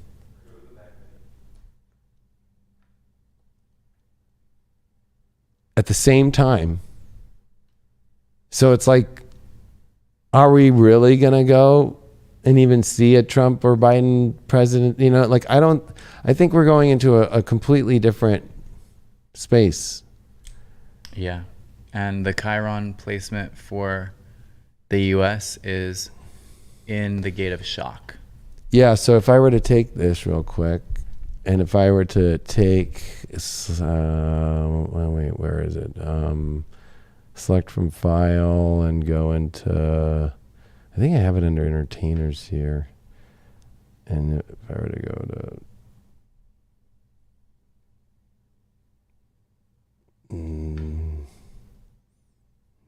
no, maybe I put it in, maybe I did put it in my, samples, maybe I put it in. They always, here, we'll do not Justin Bieber. Here we go. Let's do Joe Biden. So Joe Biden's Saturn sits right there on the Uranus, And look at how also at the same time Joe Biden's South Node is sitting at 0 Pisces, where Saturn is going to come into the beginning of 2023. And also Joe Biden's Jupiter sits at 25 on that Mercury, which we've just been seeing this opposition to. So there's a lot of weird aspects with the Joe Biden Saturn on the Uranus and Mars coming on top of that Uranus, which is very unpredictable and not stable at all for his Saturn, right? And I think that's an interesting thing. And then even understanding Joe Biden's chart, he's a Pisces rising. A Sag rising, and so all of his planets, Sun, Venus, Mercury, Mars, and Scorpio here are all in the 12th house, especially his Sun and Venus of America's chart, but also all the eclipses are going to be hitting, and Saturn squaring, and America's moon squares Joe Biden's sun, squares his Venus. So do you have the chart for Joe Biden's robot double? I don't. Damn. But I do have Trump's chart in here somewhere. I just have to take a second to find it. Let me see if I have it, because I've done so many. Man. Oh, it's in business, huh? No. I put it in. I know I put it in. Like, there's like an extra 2 entertainers in here, so. It's so weird.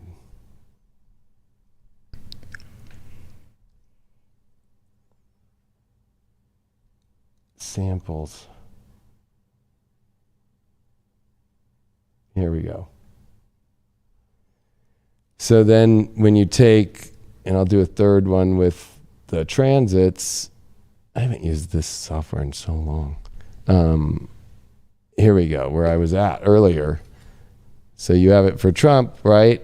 Mars retrograding over his Sun rising Uranus, right? That's going to be pretty crazy.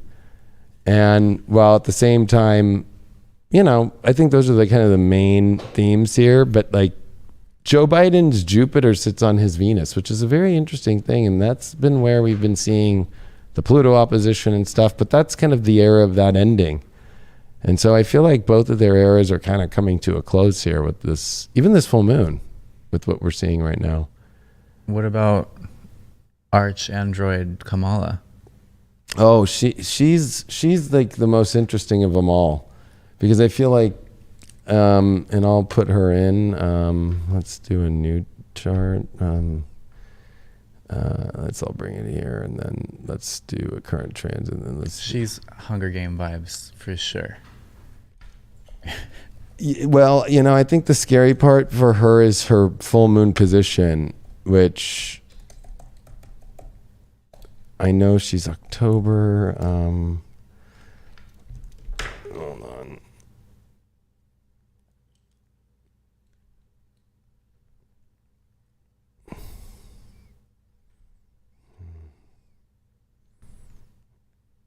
Here we go. I got her birth info. She's October 20th of 64. Oh man.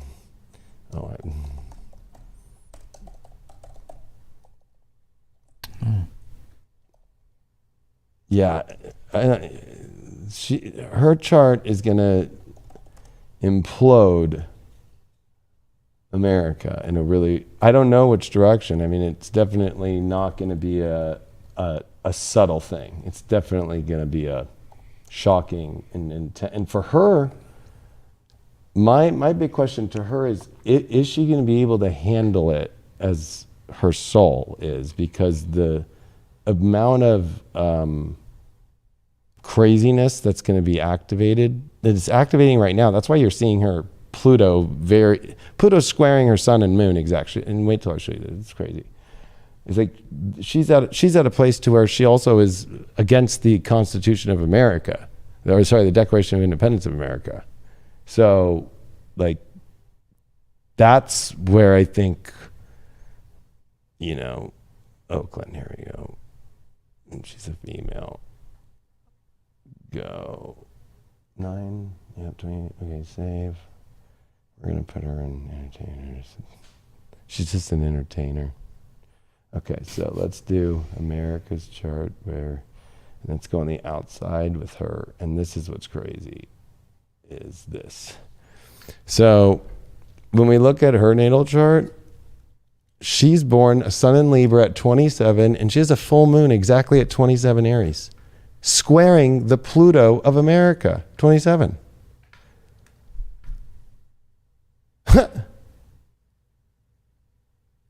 Right? So even herself going through the transit right now, she also was born with Saturn at 28 retrograde. So she's about to go through her Saturn return on America's moon. And her Saturn sits on America's moon. Talk about uncomfortable.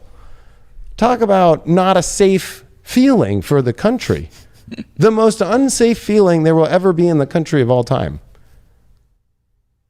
I mean, you could look at it, though, as maybe because maybe the programming in America has always had to be a male president, so it might be just like a new evolution of being comfortable with a feminine president. So that might be where, that might be part of it, too.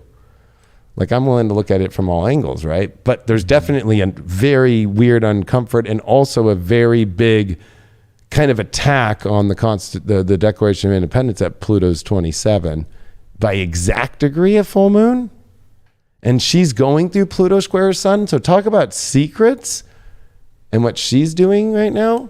I mean, her personality sun is in gate 50, the shadow of which is literally corruption when we look at it through the Gene Keys lens. Oh, really? Right. And then she's got... Here, hold on. I'm going to get off here. He's saying that now you can go on Mac Mini. Oh, you do? So should I go on Mac Mini or what? Okay. This one's not interactive because I just pulled her up off the internet, but... That's fine. We can...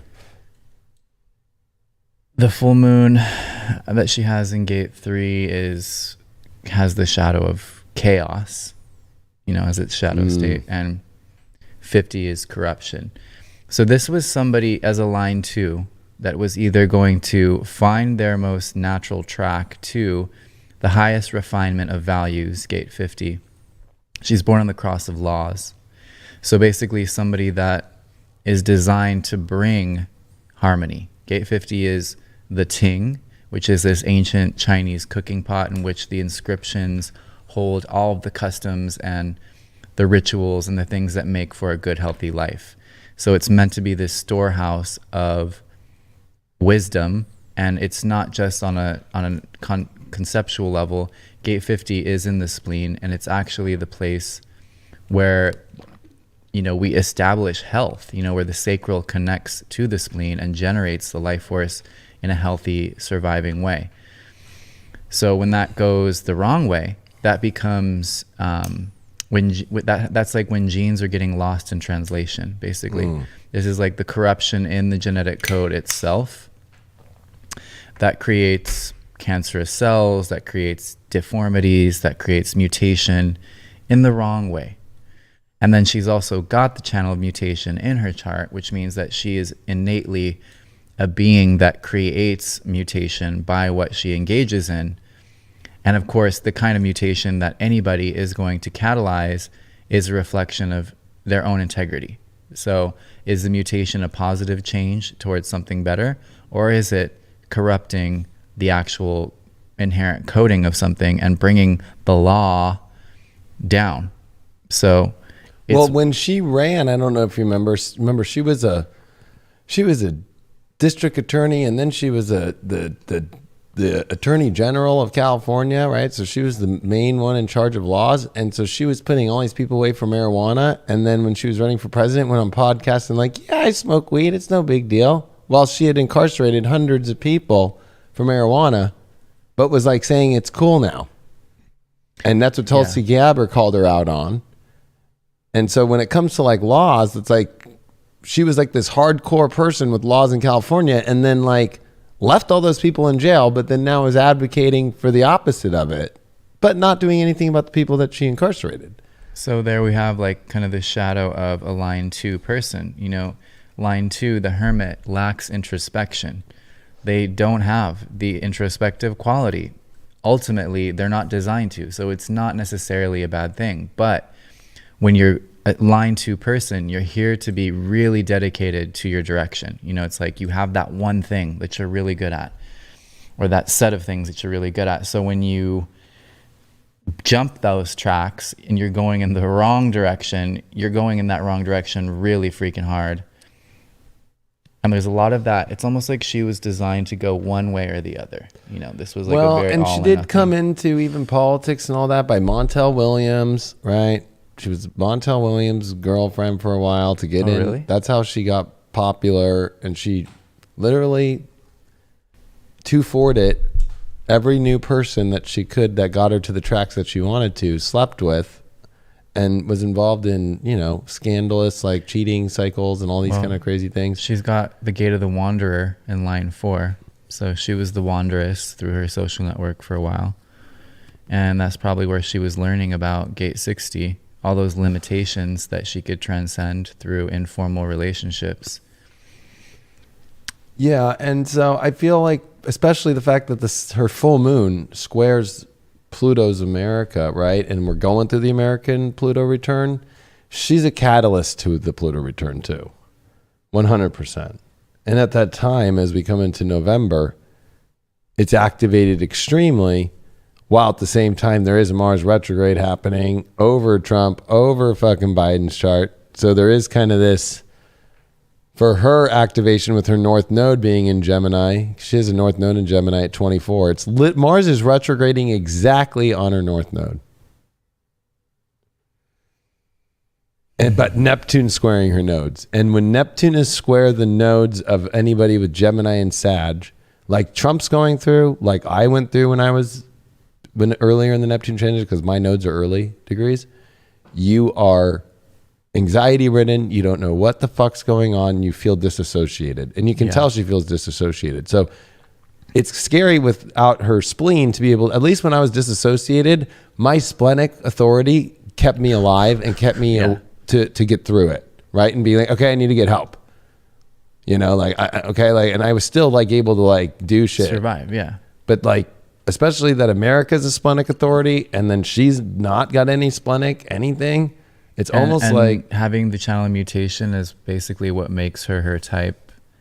You know, this is a really difficult energy to have. The channel mutation is not easy because it's not doing what you want it to do. It's always going to be the X factor. It's always going to be, you think it's going to go this way and it goes that way, right? Think about this. Remember last week when we were talking about Pluto leaving the 60th and going one more time back out of the 60th gate, and then it comes back in during this November period when the Mars retrograde is going to be happening, when the Pluto return is going to be happening, when Neptune opposed Neptune is going to be happening, when the eclipses are going to be happening. And think about this when you think of the war stuff. Imagine the chaos of the midterm elections. The Republicans win everything, but the frustration of a Pluto 60th gate that they can't go into the Congress and the Senate yet and be there until January, right? Because you have to wait. And then a president switching, right? And her being there, and then a war breaking out, and nobody that's elected, that now got elected, could go into the positions to do something about it. Talk about a fuck show. That's what's coming, you know? Talk about a fuck show. And I'm sure there's going to be something right as Pluto is crossing her unconscious Earth here in 60 line 4 that really kind of grounds like what this looks like. And that's, I mean, I'm going to check the ephemeris now, so it's not as pretty on the screen, but just wanted to see when we might be able to see that movement into 60 line 4 and when that. So yeah, starting in February 18th of 2023, her chart starts to get really her unconscious. Well, that's what's crazy is by that period, after the midterm elections, that's when, you know, the new congressmen and women and the new senators will be in. And if it's Republican, that's when they can just start impeachment. Right? That's when also it's Congress that defines what war is, right? So if she wants to go to war, and that's what's frustrating, America just voted to get all these motherfuckers out. And then there's a war happening because of all the events that Joe Biden and they've been setting up. And then she's at the helm, and the Congress are still Democrats, but they've been voted out, but they still have their last, month and a half, 2 months left. Talk about the frustration of the people with Saturn then coming on the moon and the uncomfort of like, we can't do anything about it. Yep. Just got to right crunch through that moon. Or Saturn. her declaring war and doing kind of a Bush thing, even though America did declare war on Afghanistan. They voted for it in the end, but they kind of didn't, right? Or the war in Iraq. Like, it kind of was a weird, like, let's make a Patriot Act and let's do these, like wars are declared in Congress. That's what it says in the Constitution, right? So, like, the Congress has to be like, we're going to war, right? The House has to all agree we're going to war. A declaration of war is declared by Congress, not the president. People forget that. But that's where you start to look at this Pluto return in America as we all have to be ready for the craziest shit we're ever going to see in our lives, based off the Mars retrograde, based off the Pluto return, based off the figures at play are all having crazy activations that are just over the top, all at the same time. That's all happening with eclipses in Scorpio and Taurus, that are really, I think, in America's chart difficult because they're happening in the 5th, 11th, or however you want to look at them, the 12th and 6th, if you use whole sign. It's a Neptune opposing Neptune. It's a confusing, massive time. That's going to be the last moment of the most confusing before Pluto Aquarius shocks everything and puts us all into a new world that we're going to be like, what the fuck is this? Which we've been talking about. That this is really the beginning of the activation of the sleeping Phoenix cross. Like, it's not just by 2027. This is the stuff that is leading us into that. Yeah. And we're here with this full moon now in Aquarius. That's the wake up call of all this that's coming and to stop. I love how you use the platform. It's just like, you got to get on this platform now. And now you've been through enough fucking crazy shit to know I ain't taking these frequencies on. I ain't taking in this energy no more. That will fuck me up. And I'm good. And that's including spiritual, so-called spiritual nonsense that's propagated throughout the spiritual community that actually disempowers you because it keeps ensuring you that everything's going to be fine if you just keep holding the frequency of love and light. No. Like, it's actually, that's what this is like when you're saying, oh, this is the crossover into the sleeping Phoenix. It's like, yeah, we're beginning to see that this is a very real game. It's not just spiritual warfare. It's like, actually, you have to move your body and get out of the way, potentially. And that's survival. That's where this whole like individual survival paradigm is coming in. And at the same time, because we have tools like human design, we don't have to face that daunting reality of survival in the same way that we used to. Because survival doesn't necessarily have to mean struggle and fear and strife and just like almost dying all the time. Survival can mean, I'm so in tune with my innate inner authority that I'm already 2 steps ahead of what the crisis was going to be. Even though I didn't know what the crisis was going to be, my body already moved me to my proper position on the grids to be where I need to be a part of what's important for the future of humanity, not just part of this, play of the Maya. Because ultimately, when we zoom out, all of these events, that's what they are. They're just the machinations of the program doing its thing. If we don't have to take it personally, we don't have to make it even that big of a deal as long as we've got ourselves in tune with what's important, which is our own authority. And that goes beyond sovereignty. It does. And coming back to this full moon in Aquarius, it is also a moment to break out of the program that really wants to run in this craziness that's coming, run its operation and run its program of planning that has a plan that really coming from a not so crazy point, but just coming from like a simple program understanding is just like, it has a plan for you. And this is your moment where you don't need to go through that. You can step away from that crazy plan and put yourself in a better position and start being part of the, you know, the place where you can be your true authentic self, where you're the program that's changing the way things go.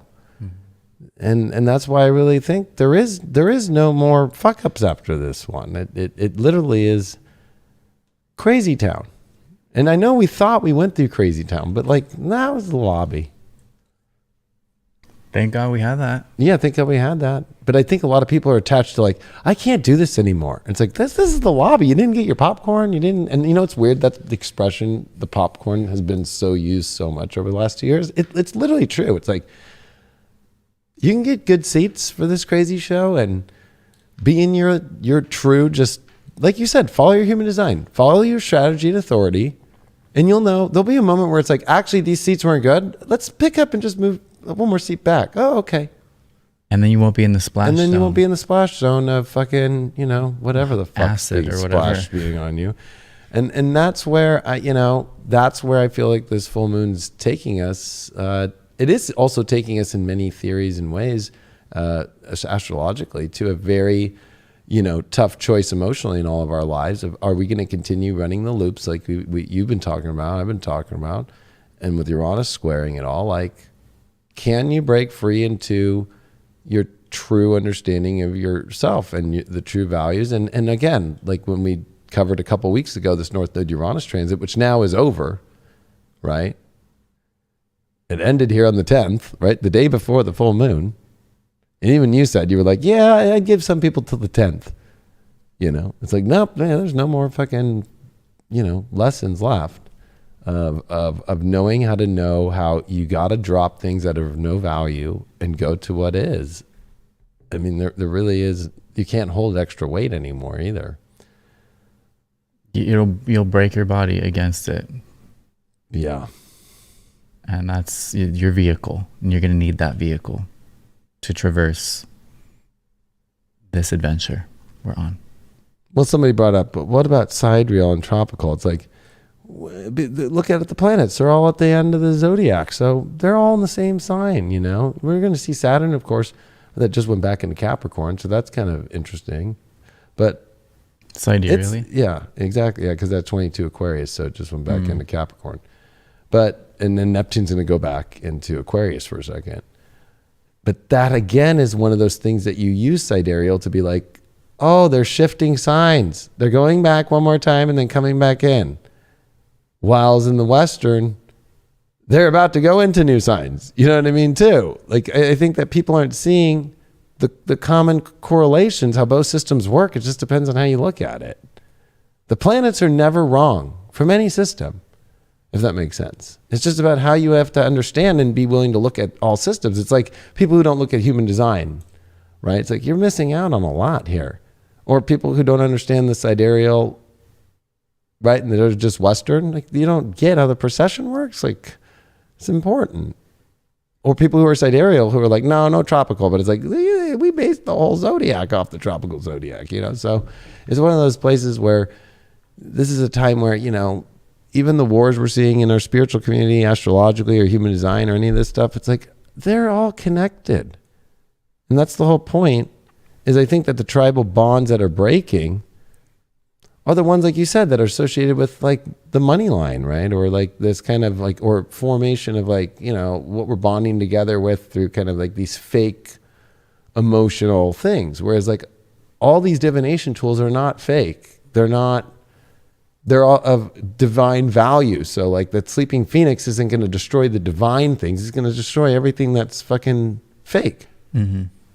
Right? So it's like, am I right? Or... Yeah, it's the destroyer of false devotion. So right. All the things that, you know, take us from our truth, you know, that aren't aligned with nature, basically, that aren't aligned with cosmic order, is what the Phoenix is here to burn down. And there's so much depth to that illusion, and a lot of that is so entrenched in our daily lives that it's just not going to be that fun in a lot of ways. But it is in a much more cold and cosmic and macro look. That's what's happening. It's a purging. It's a purification. Which, if you use Vedic astrology in a Saturn Moon conjunction, it is the Sati Sati, right? And so the build up to the conjunction comes in phases. Like you start feeling it in the sign prior, and then it's a slow build up, and by the time you get to the peak, that's the peak, right? So that's what we're seeing at the end of this year, the beginning of 2023, is Saturn on the moon, and then you start to see the diminishment of it. But it's a 7-year cycle. Like it's not Saturn's on my moon today for the next 3-4 weeks, and then I'm done. I'm done with the transit. It's like, no, you can always feel when Saturn's coming close to your moon. And that's where the Vedic astrologers have a little bit more of that old, really old embedded, they don't break a lot of their codes. They don't mutate a lot, which is kind of what they do, right? Like where Western is like, we're going to bring in Chiron, we're going to bring in Eros, we're going to bring in Aries, we're going to bring, right? Like, so that's the beauty of both. But it's like when you take a Western approach and mix it with a Vedic approach of a Saturn moon and erase the signs even. They have something so solid when it comes to this, where it's like, we've been feeling this for a long time and it's coming to a crescendo. Then you have a Pluto return that's coming to a crescendo. Then you can use a Sati Sati on a return too, if you think about it. They don't really get into the return so much, right?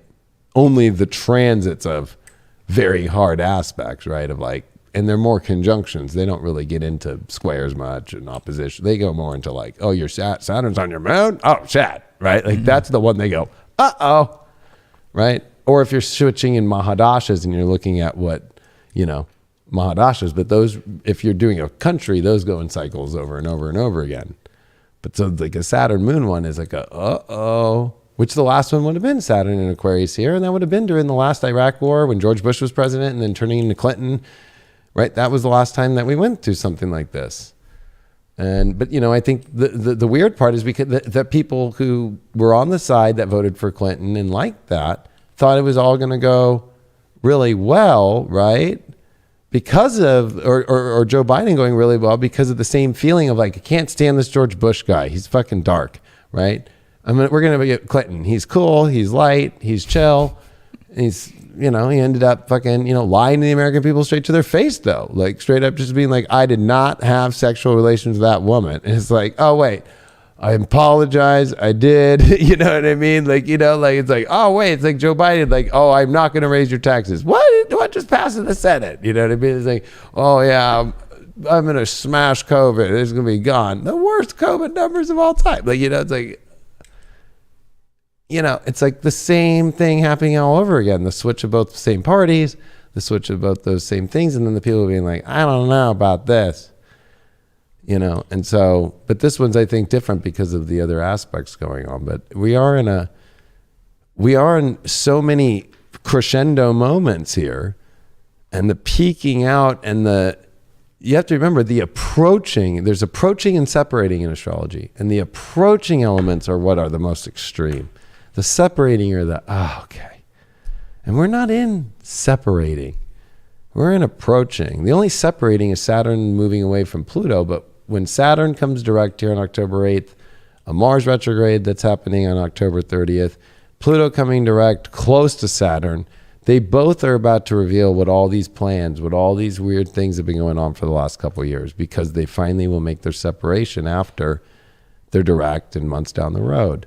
And this has been hard because when Saturn and Pluto are within 30 degrees, they've been doing crazy, secret, deep, weird control. Last time you saw that in the 80s and 82 through 84 and 85 was the whole AIDS epidemic and the weird shit that was going on, the undercover weird shit and the economy and switching monies and fucking the way that they were doing Wall Street and all this crazy shit under Reagan and the weird shit that was going on there. And it all fucking is similar. Fauci was there. Fauci's here again. Like, I don't know how people just don't see it, but all these characters, though, are coming to their close. All of them. The new characters are what are going to come out on the other side of all this. And I think the big question is, are they going to be good or not? Or have they been preset by other people? They came through the portal at CERN. Or is They're that why just they being right? debriefed right now? Right. Yeah. Like the CGIs are being swapped to the new program, an updated one that looks way more real and way more, and has used the AI system and used the quad computer to be like, okay, I've seen everybody's Instagram messages to each other. I've seen everybody's WhatsApps to each other. I've seen everybody's text messages to each other. I've heard every phone call. This is the CGI that will work. Enter the Antichrist. Correct. Basically, yeah. Using this AI system and these quad supercomputers. That's this, I think, the great secret of what's happening in America, because if you think of the internet, it's America that's the internet. All the lines run from America to the countries under the ocean. It's America, Google, but all these other companies that, people forget about, the companies that came before Google and all these things. There's so much that people don't get, that it is run through America. The lines of telephones, the lines of all the interconnection that we see in the internet, which is very Aquarian, is from America to these countries. It's not like we're sending it satellite until you add the weird thing of Elon Musk and his fucking fleet, Skynet, basically, that he's creating his own 5G that he's blasting on the earth right now for his cars. For his cars that are going to be the AMCs of the 70s. They look weird. It's Chiron and Aries.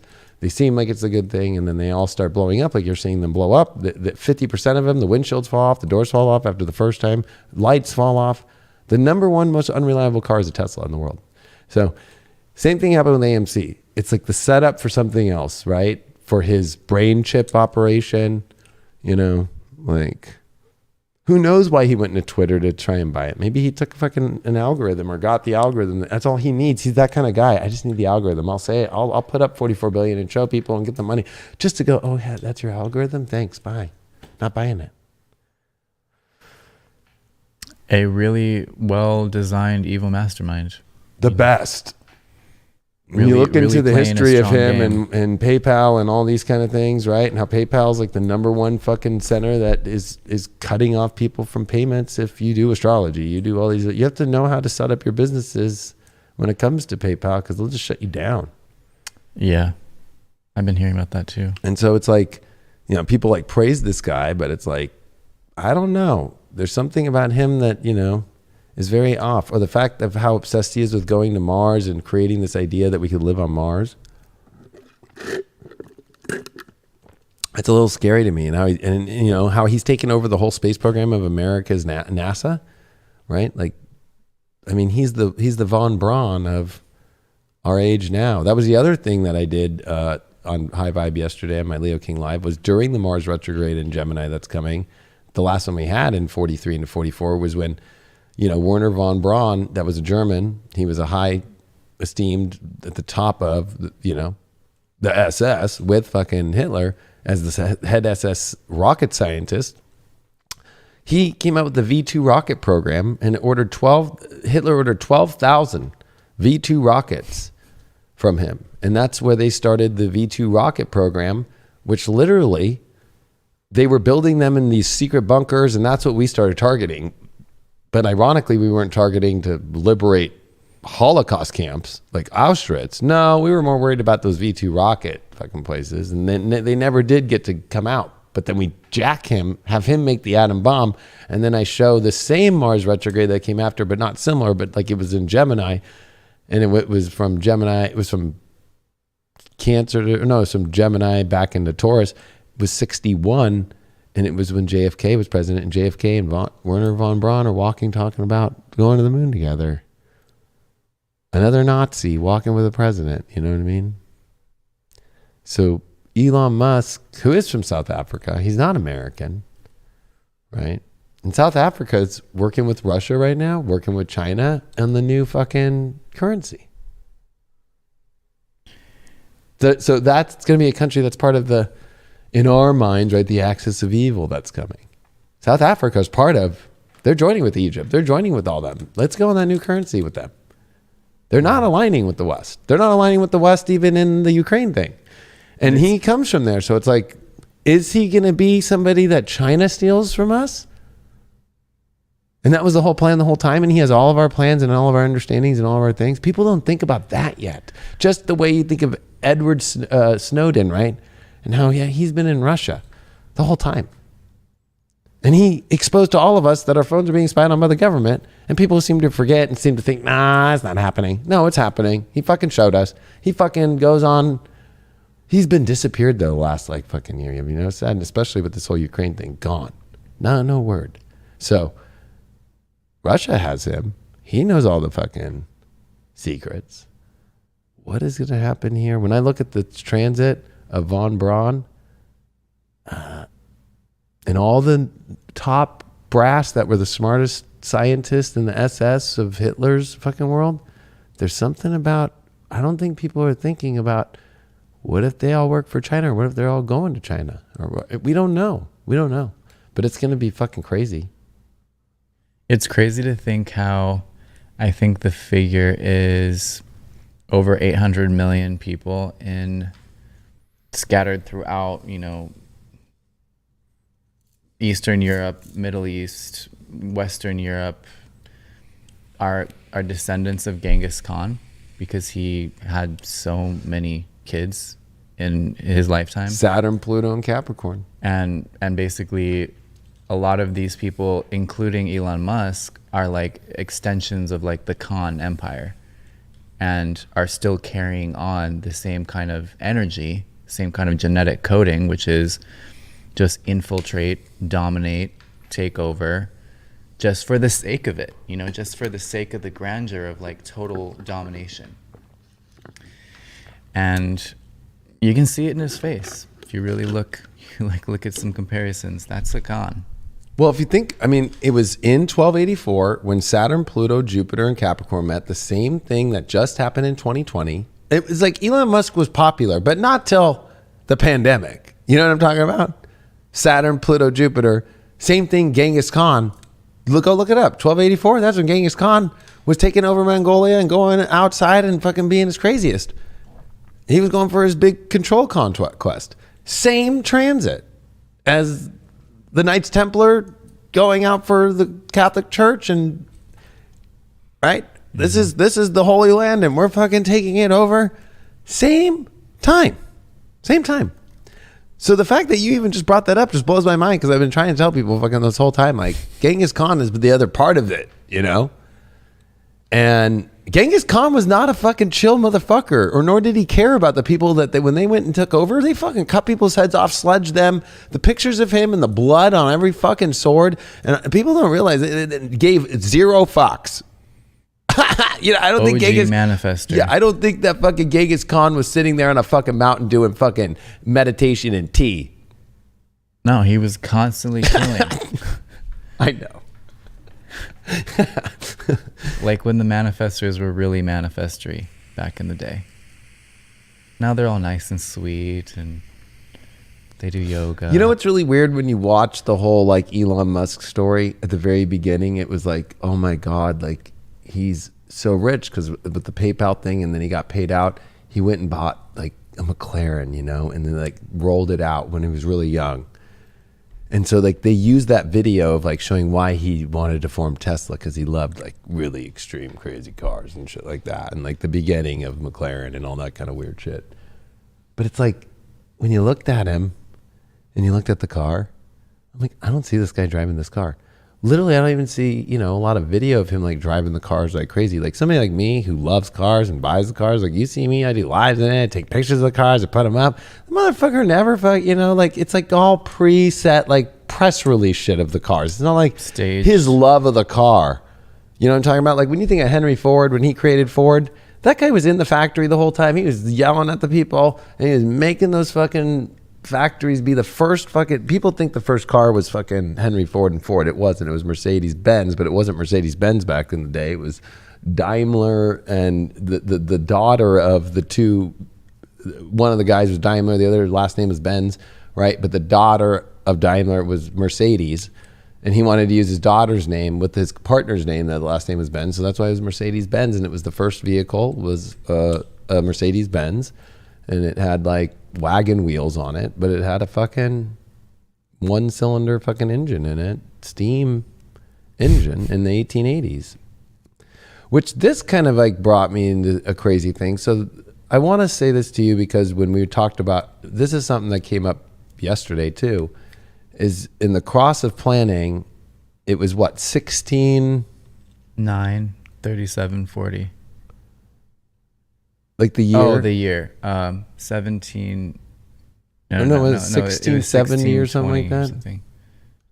Because the transit of Venus, that's what it's literally called, of the Venus eclipses that, you know, passed through us, 2004, 2012. 16, 15. Okay. Guess what was happening in the last fucking transit of Venus? So 1880s, right? It's a 120-year cycle. You go back, then again, another 120 years. You know, you get to like 1680, I think it is. No, 120 from 18. It's 1760, and then you go back another 120, and yeah, you get to like 1640s, I think it is, somewhere in there, 1630s. But it was like, I was like, holy shit, the transit of Venus in this new weird moment where there's 2 Venus eclipses, and they actually were talking about it back then. Like, what? They finally recognized during the cross of planning the transit of Venus. And then they go back into the ancient texts, how they knew, but it wasn't until that moment of the cross of planning that they actually understood it. And then we've been recording it ever since. And in 2012, when they recorded the last one, they literally went, well, now we can understand where we can find exoplanets. And we won't see it again until the 2100s, 2120 and stuff, before the 2150 technical age of Aquarius, like if you see the full shift. But it was interesting to me of thinking like, oh no, I'm like, there's something about this cross of planning that, you know, is very connected to the Sun-Venus obsession. Right? Right. And like that's where all of this, you know, in the Masonic culture that we're actually in right now, this, you know, limelight and fanfare and this glamour of Hollywood and the veil and the celebrity and the stars, it's all actually veiled goddess worship culture from ancient Babylon that ties into like the portal goddess, which is Venus, you know, in her circle and cross. Right. And how that's basically the false goddess, basically. Like that's the inverted dark mother energy is this false, you know, Venus cult stuff. And so, yeah, that's just interesting because it's the cross of planning has been more dominated by that kind of culture than I would say any other time that we've been aware of, at least, because it's been so palpable and just everywhere, global. But comes from America mainly. The hub. And that has an undefined sacral, which I laughed with you when we said that because we were like, how weirdly hypersexualized is America? Like, it's crazy. Totally not self. Like, it doesn't, like, right? Like, I have a divine sacral, you have a divine sacral. Like, I'm not fucking like, you know, hey, you want to see my fucking titty right now? Like, you know what I mean? But like, undefined sacral energy can sometimes not know how to deal with the energy, or there's like so much weird shit about the fucking kids and children and all this weird shit going on, right? It's like, it's fucking crazy because it is kind of this weird obsession. And then when you prop up these celebrity figures that, you know, little kids look up to, which are super hypersexualized and in a dark way, as you say, like a dark goddess energy. So like girls look up to, you know, when they see fucking like Rihanna and all them, and they're doing these fucking cult fucking rituals right in front of your right eyes. In front of your eyes. And it's like, hello. Or even at the Olympics in 2012, like that was the fucking sleeping phoenix coming out and all this crazy fucking shit, right? That happened in China. Cross planning. Oh no, that was in London. Sorry, that was the London one. It was London in 2012, right? Yeah. And that was like the galactic shift point. That was like, this shit is changing, and you all better get ready. That was the first like subtle moment, and people that weren't aware during 2012 or didn't believe it, like, I think they have a harder time through these times, where all of us that were awake during 2012, like, yeah, okay, I'm prepared. I'm listening. The Mayans were right, and they always have been right. I'm going to listen to that. But I think it's going to be one of those things, you know, might take 1,000 years down the road or something like that for people to be like, damn, those Mayans were right. Like, I still think it'll all come down to that 2012 where it feels like we went to a whole new system. And then those systems are fucking been slow. Like you said, solar plexus stuff takes some time. And as we're coming in, really know, yeah. As we're coming into that sleeping Phoenix cross, the activation of it is kind of like a hyper awareness of that. And then there's going to even be more of that fucking, but more, I think, intense gradually, but it's happening now, and it's pulling on people's heartstrings emotionally. Oh yeah. Even like Madonna, when she comes out and she fucking comes out as Isis, you know, and flaps her fucking insect wings of the fucking, it's like hive queen. Yeah. She's a hive queen, and it's a fucking praying mantis. It's not a fucking, I'm sorry to say, the data now shows everywhere that it was not birds. It was insects. Even them putting them up in mummies and mummification them was to look like larvae. I haven't shown you all that shit yet. That's another rabbit hole. That's a huge rabbit hole. But think of the hive, like think of the queen bee or the queen, especially, let's go to the queen ant. Put it all together, the ants kill, right? And then they steal all the goods from the other and bring it to the queen to serve the queen. Larva and then they larva it. And the way that the Egyptians did everything, if you see the wings, they're not birds with the colors. If you spread the wings of a fucking crazy insect, they are all those weird colors. Mm-hmm. And the way that the fucking two fucking, you know, top part of Isis's are straight up like a praying mantis. There's no bird that has that. Yeah. But a praying mantis does when you look at it and you look at the wings of one. And so, you know, when you start looking into all the insect shit and how insects work, that they're most common to this dark kind of like injected hive. It's like, especially when we talk, like they're trying to serve now insects to people, but like the good insects, the crickets, it's like, you know, I feel like there's good insects too. Not a lot of them, but there's like some good ones. I always tell people when it's like, if you have to step on the spider, step on the fucking spider. Like, it's no big deal.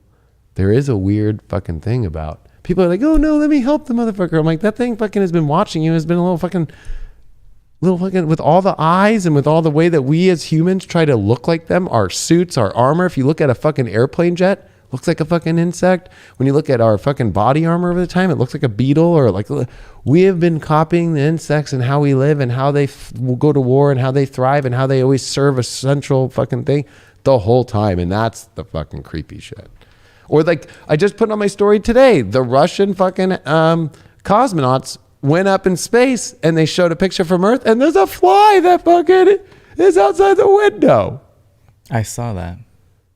And I was like, how is there a fly in the middle of space? Or even in the spaceship? Impossible. Or maybe not. Middle world or circle world. Or what was it?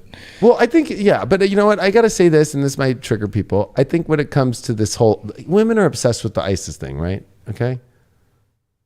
Men, we are not praising a godly, like, I'm not praising Ares, the god of war, right? Like, I don't have like spiritual, like, things of that, right?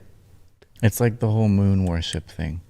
Like, the moon is not your mother. Right. It's not your mom. It only looks at you from one side. It doesn't show the other side. That's a trauma implant that is literally morphing your fascia to hold you in a specific frequency of disillusionment, of confusion, and of mistaking the very forces that try and rob you of your essence as like your core. That's what ISIS is. Sorry to break it to everybody, but that whole pantheon was implemented in order to harvest consciousness and to give this like golden veneer to the priestly caste, who were robbing everyone blind in Egypt. And enslaving them to build the fucking whole entire fucking way. And just party, basically. Yeah. And the priests... And wrap each other like larvae, yeah. Right. And they were serving some like twisted orgy-tastic, creepy mother thing, which is not left. The thing about parasites is, but right before they get really obvious, they go dormant again so that you can regenerate just enough so they can come back to harvest you. Right. So this is not new. None of these common enemies are just now arriving. They've been here manipulating the cycles, the global cycles, the cross of planning they're way better at it than we are, obviously. But that's the crazy thing to think about, you know, anybody that's kind of having this dialogue in this time is we may be one of the only and first and last little human beings to wrap our heads around this whole picture. Not to like, it's not from an egotistical place. I'm not saying, oh yeah, we're the freaking baddest. I'm just saying like, that's just a cool thing to think about. Like we are bring into that new cross, because after that, as you say, truth, and Ra even says truth will never, like there will not be an access to a dark age. Right. There will not be access to truth. Illumination will cease to be accessible. And that's another thing, like all of these networks, all of this mass tech buildup, and then, you know, it's why do you think I've been buying 400-year-old books? Because I know they're not.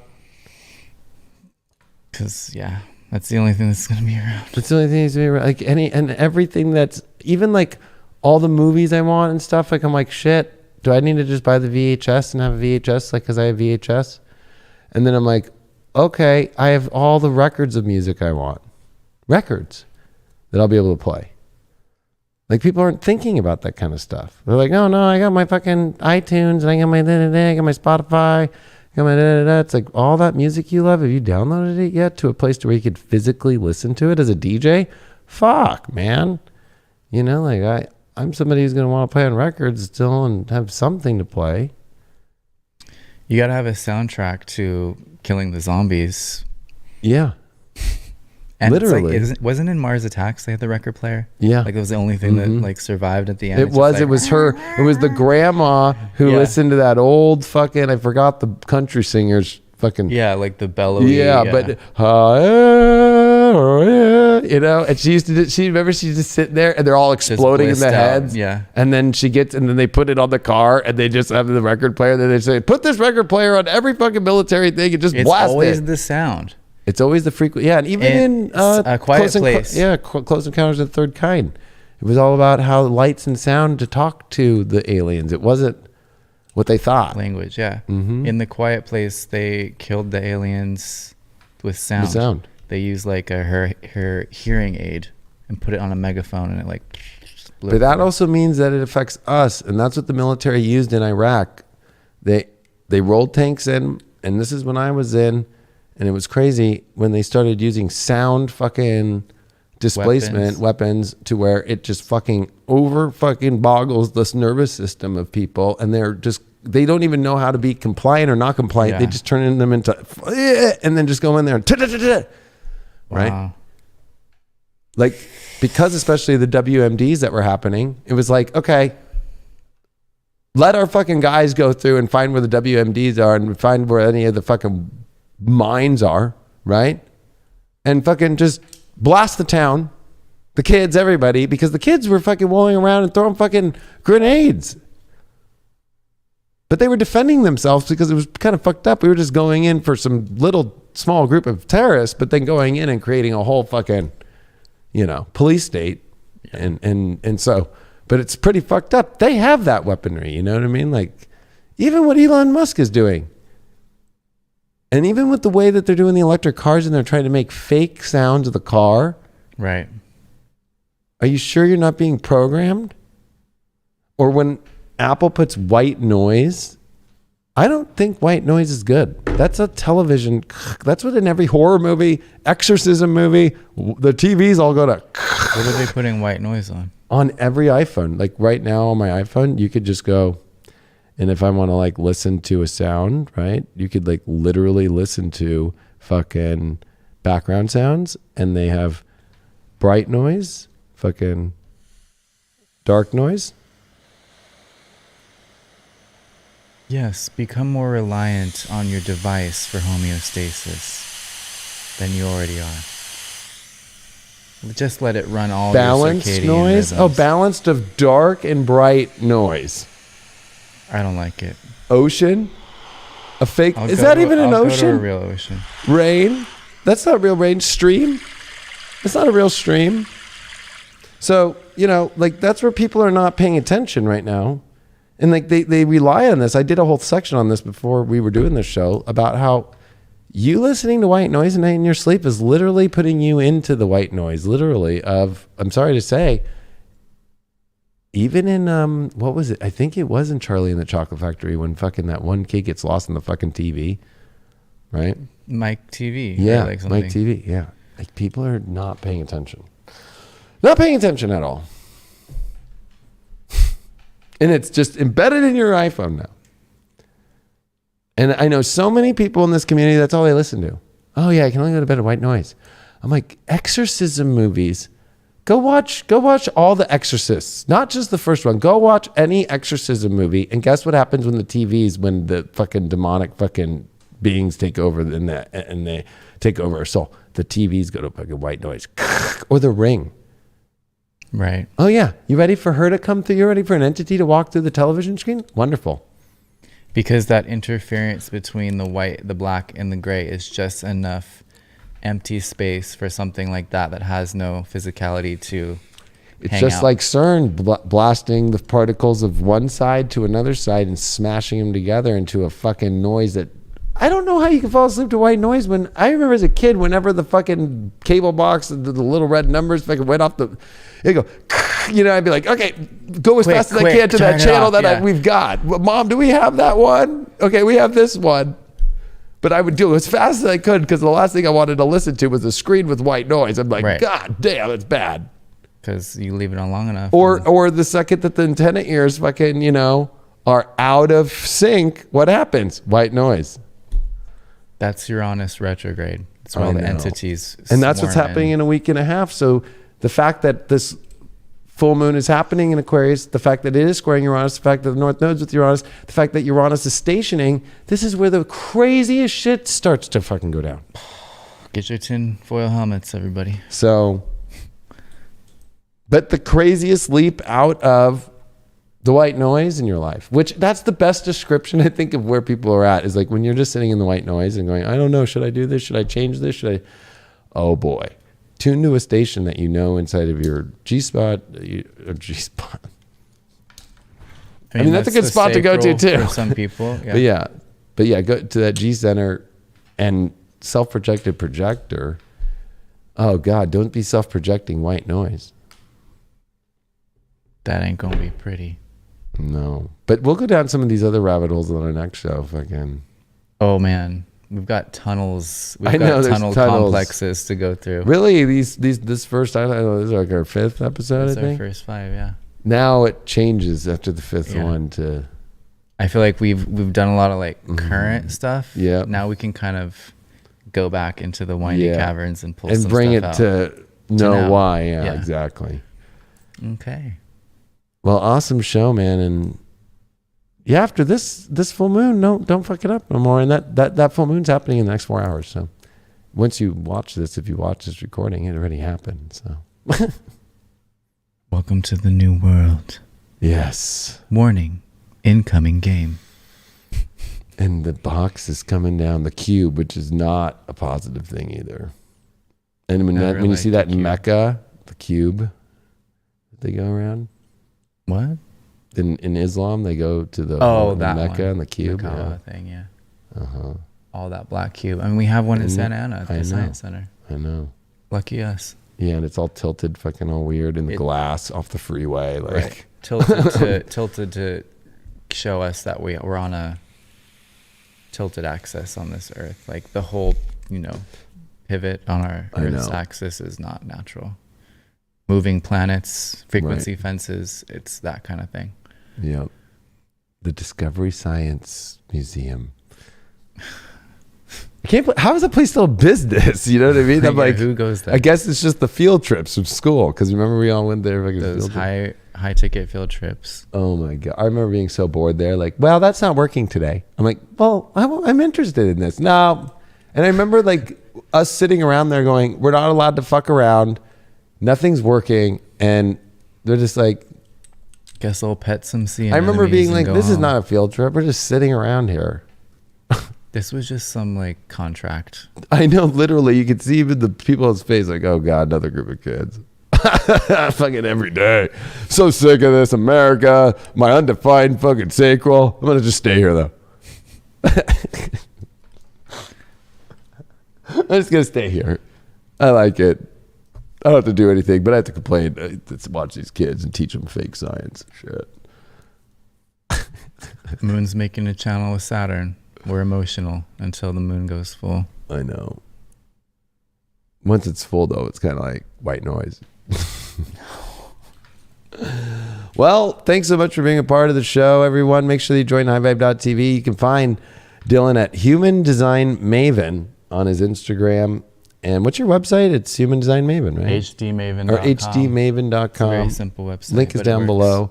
And of course, all the links down below for that awesome, it was just 2 weeks ago that I just did with Coyote Star Astrology. You can watch that. It's $14.95, 3 hours of just pure astrology and all these transits coming up. Super relevant. Super relevant to all this. And then, of course, I'll be in Texas with Robert Phoenix on October 14th through 16th. Link down below. Meals included, so forth. Awesome retreat I'm doing. A lot of stuff going on. And please share this video. We really appreciate it. And we'll see you on the next Before Dawn.